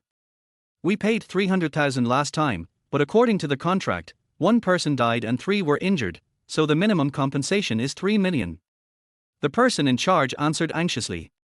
Li Suyin was stunned. 3 million. Yes. I understand. After hanging up the phone, Li Suyin's face became even uglier. She had enriched the Lin family over the years, but the Lin family was just a small pharmaceutical factory after all. In order to expand the market in recent years, they began to develop new drugs, which cost a lot of money. Neither the mother nor the daughter is a money-saving person, so where could they find 3 million in cash in such a short time? Mom, don't we have that fat guy? Lin Xiaoran suddenly spoke. Her uncle just said that the Pei family gave that fat guy 3 million. Li Suyin suddenly realized, how could she have forgotten about this? Chapter 42. Who wants to help a fat guy who thinks he is incompetent? Li's mother and daughter looked at each other and understood each other's thoughts. I picked up my phone and sent a message to Li Zhenquan. After getting a reply from the other side, Li Suyin dialed Lin Guofu's number and said in a mournful voice, "Husband, please don't be angry with me, okay? Something went wrong with this project. It's not that I didn't want to tell you, I was just afraid that you would worry. I also know that the company is under pressure recently, so I wanted to solve it privately, but I didn't expect that I had already used my own money to compensate those families, and they. Have you compensated them?" Lin Guofu's expression eased slightly after hearing this. Yes, not a cent less, but I didn't expect those people to be so unreasonable. Not only did they take the money and make trouble at the company, but they also asked for 3 million. Husband, you also know that I have invested a lot of money in this project. Add to that the previous compensation, how can I have 3 million left? Li Suyin became sadder and sadder as she spoke. Lin Guofu pressed his eyebrows. 3 million was indeed not a small amount for Su Ying. Su Ying, this matter is difficult for you, but you know the company's situation. Lin Guofu was a little embarrassed. Honey, no matter what, it's my fault. I'll think of a solution. Li Suyin was about to hang up. At this time, Li Zhenquan walked in and said, "Brother-in-law, this is the bank card that Miss Xia Qing gave to Yun Niang before. Do you want to return it to Miss Xia Qing?" Lin Guofu looked at the card and frowned. Qing Qing's card. Yes. Li Zhenquan replied and couldn't help but nagging, Miss Xia Qing is really something. She can't recognize people and even gives her bank card casually. I don't know if the money given by the Pei family will be swindled again. Lin Guofu paused and his tone suddenly changed. Okay, Su Ying, don't worry about the money. I'll find a way. When Li Suyin heard this, the smile on her lips widened. After hanging up the phone, Lin Guofu immediately sent a message to Xia Qing, "Come home immediately." Pei family's old house. Our Hai stood in the study and reported everything he had seen and heard today in detail. At the end, he couldn't help but complain, "Second young master, the Lin family is such a jerk. They beat a 50 or 60-year-old old lady so badly that she was seriously injured. You didn't see Miss Xia Qing's face at the time. It was colder than an iceberg. I was scared just looking at it.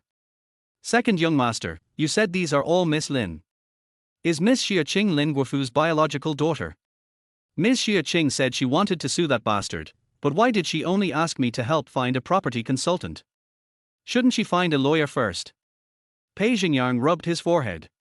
Who would have thought that Comrade Hai, who looked like a tough guy, was actually a chatterbox? You can shut up now.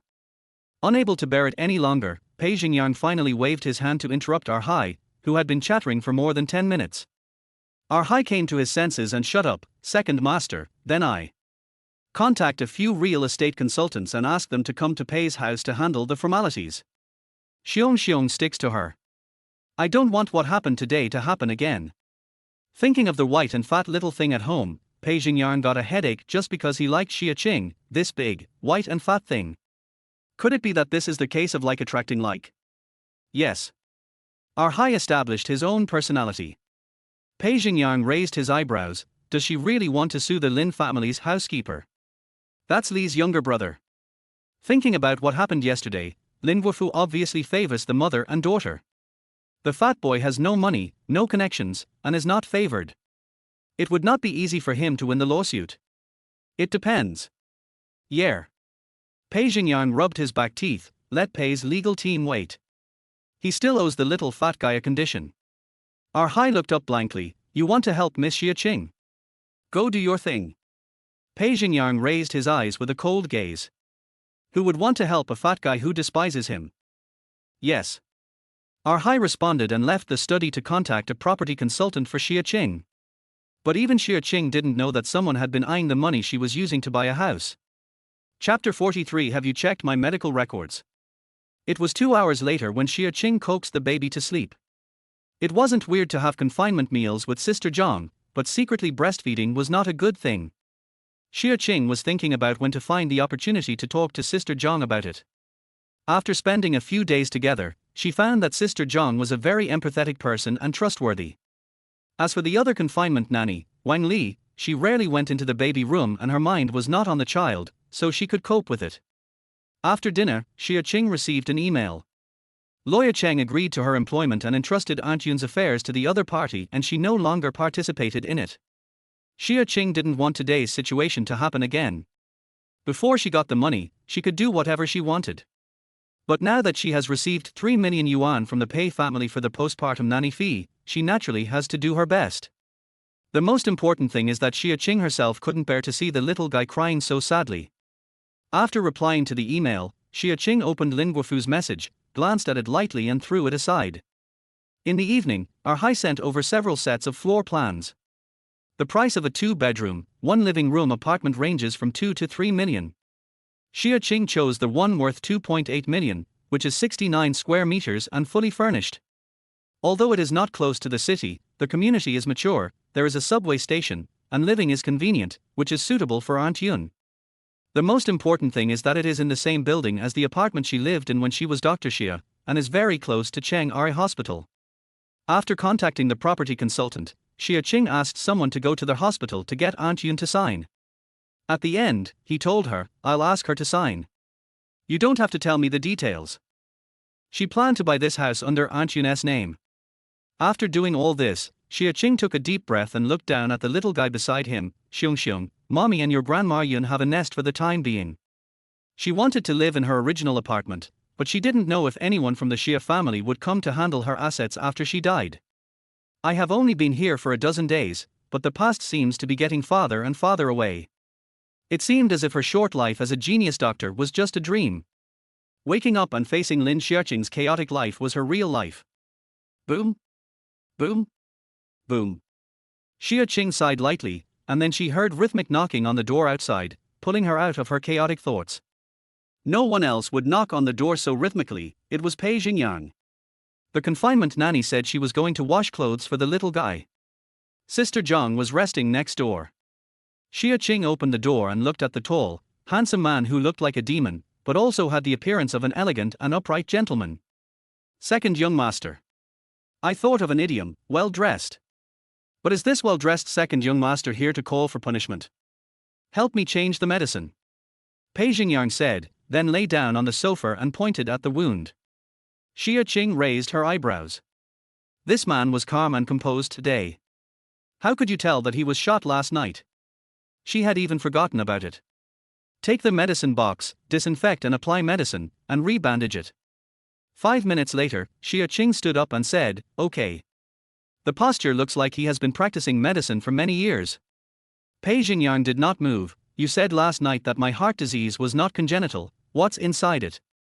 Everyone knew that the second young master of the Pei family was injured in the womb and was born with congenital heart disease, but the woman in front of him said that it was not congenital, which made Pei Xingyang interested. Congenital heart disease is when the embryo is damaged during development in the mother's body, and the heart structure is not fully developed. Yours. Xia Qing paused. Your heart is a pseudo-congenital heart disease that has been tampered with. It seems to have traces of human intervention, but a detailed examination is needed to know the result. After saying this, Xia Qing suddenly sighed. It was a miracle that this person could live to this day, let alone live past 30. She was particularly curious about how he developed his abdominal muscles. Have you checked my medical records? Pei Xingyang ignored Xia Qing's analysis and looked at Xia Qing indifferently. Those narrow amber eyes revealed a hint of coldness. Chapter 44, Second Master, do you believe that I am a genius? Xia Qing was stunned for 3 seconds and suddenly realized that he had made a mistake. She is now Lin Xiaqing, a medical student who dropped out of school during her freshman year. How could she possibly judge Pei Xingyang's physical condition at a glance? So how could she know the other party's detailed condition? Naturally, she needed to check Pei Xingyang's medical records. However, when it comes to Pei Xingyang's medical history, Xia Qing actually has an impression of it. It seemed that before her sudden death, her next surgical patient was Pei Xingyang.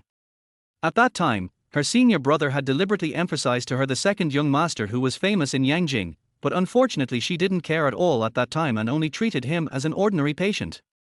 Who would have thought that this death would lead to a deeper contact with this man?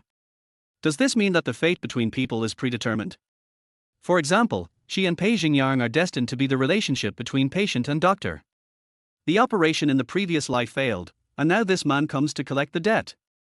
Pei Xingyang looked at the fat girl in front of him who was distracted by him, and felt angry and amused. Have you thought about it?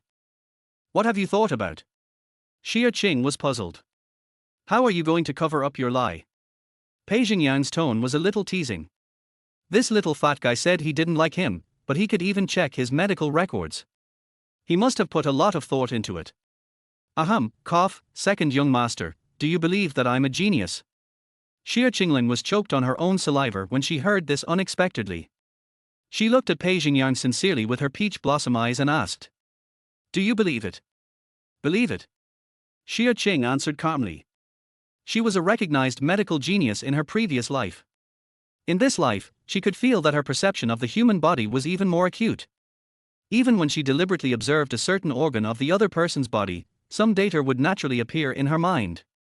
This data is enough for her to accurately analyze the patient's condition. Har har. Pei Xingyang chuckled and stood up, looking at the baby lying on the bed. Take good care of Xiong. I'm not interested in you. Xia Qing. Was what she said last time clear enough? Forget it, why bother with a patient? Pei Xingyang, who was about to leave, suddenly stopped and looked at Xia Qing with a frown. Xia Qing felt uncomfortable being looked at by those amber eyes. This man said that he was not interested in her, but maybe he shouldn't let his hormones escape from him casually. Looking like this and staring at others, what else could this be but seduction? Just when Xia Qing was about to step back, Pei Xingyang stretched out his long, bony fingers, untied the bow on her windbreaker belt, and then tied it again, making both sides exactly the same, and then let go, and said in a clear and natural voice, it's crooked. Looking at the bow that looked like it was made by a machine, Xia Qing said. After Pei Xingyang left, Xia Qing felt her neck getting hotter and hotter. The temperature from the man's breath was rising little by little, making Xia Qing feel a little irritated. Muttered angrily, why would a man be so beautiful for no reason? After mumbling, she lowered her head and saw that her collar was slightly open, and her chest was wet and sticking to her shirt, forming an exaggerated arc. Even her outer clothes were stained with some of it. It turned out that the breast pad had slipped to the side at some point, and her whole face suddenly turned pink. Did the man just see it? He hesitated and shook his head secretly. With that kind of obsessive-compulsive disorder, his attention should only be on the crooked bow. Outside the door, Pei Xingyang walked out of the baby room and returned to the study. His earlobes were still a little pink. He called Arhayan and said, go check where Lin Xiaqing was last June, and Lin Xiaoran's birth records at Mayan. Arhai, are you doubting that the young master is not Miss Lin? Go check. Yes.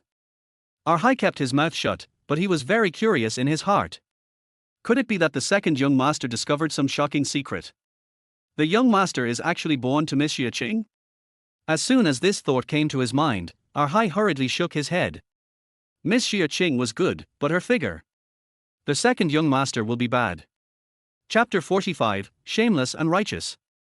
The next day, Arhai directly brought Chunjiang Huayue's real estate consultant to the reception room on the second floor of the Pei family's old house. Xia Qing simply stated her needs and handed the card to the other party. At this time, Butler Pei walked in and said, Ms. Lin, your father is looking for you downstairs. Go ahead. Xia Qing believed in the people Arhai had found, and stood up after saying this, "Thank you, butler Pei, I'll go down right away." After Lin Guofu sent that unnegotiable message yesterday and received no response, he called Xia Qing several times. No one answered, so he asked around and confirmed that Lin Xiaoqing was indeed at the Pei family's old house. After enduring for a whole night, he finally came over. When Xia Qing went down, Mr. Pei stood up at the right time and said, "Boss Lin, please talk to Qing. I'll go check on Xiong." Butler Pei hurriedly accompanied the old man upstairs. Suddenly, Xia Qing and Lin Guofu were the only ones left in the Pei family's living room on the first floor. Neither of them spoke until Mr. Pei disappeared in the stairwell. Then Lin Guofu slapped Xia Qing in the face. Xia Qing is fat, but he is no longer the same as when he was reborn into the original owner's body. His soul and body have already been integrated. These few days, after feeding the baby, he would take time to practice Tai Chi, which he had learned for many years in his previous life, while Xiong was sleeping, to improve his body flexibility. In addition, her perception was much better than that of ordinary people, so before Lin Guofu's slap hit her, Xia Qing had already dodged it and stood aside with a cold look in her eyes. Lin Guofu's slap missed, and he became even angrier. "You still dare to hide? If I don't dodge, I'll let you hit me. You can afford to lose this person, but I can't." Xia Qing replied lightly, but Lin Guofu almost went crazy. But after all, he had been in the business world for many years and was not really stupid. He knew that what Xia Qing said was right. If he were to beat his daughter in Pei's old house today, it would not only be the Lin family's private matter, but would also be a slap in the face of the Pei family. Trying hard to suppress his anger, he looked at Xia Qing, who was obviously different, and said, "Are you working as a confinement nanny for the Pei family?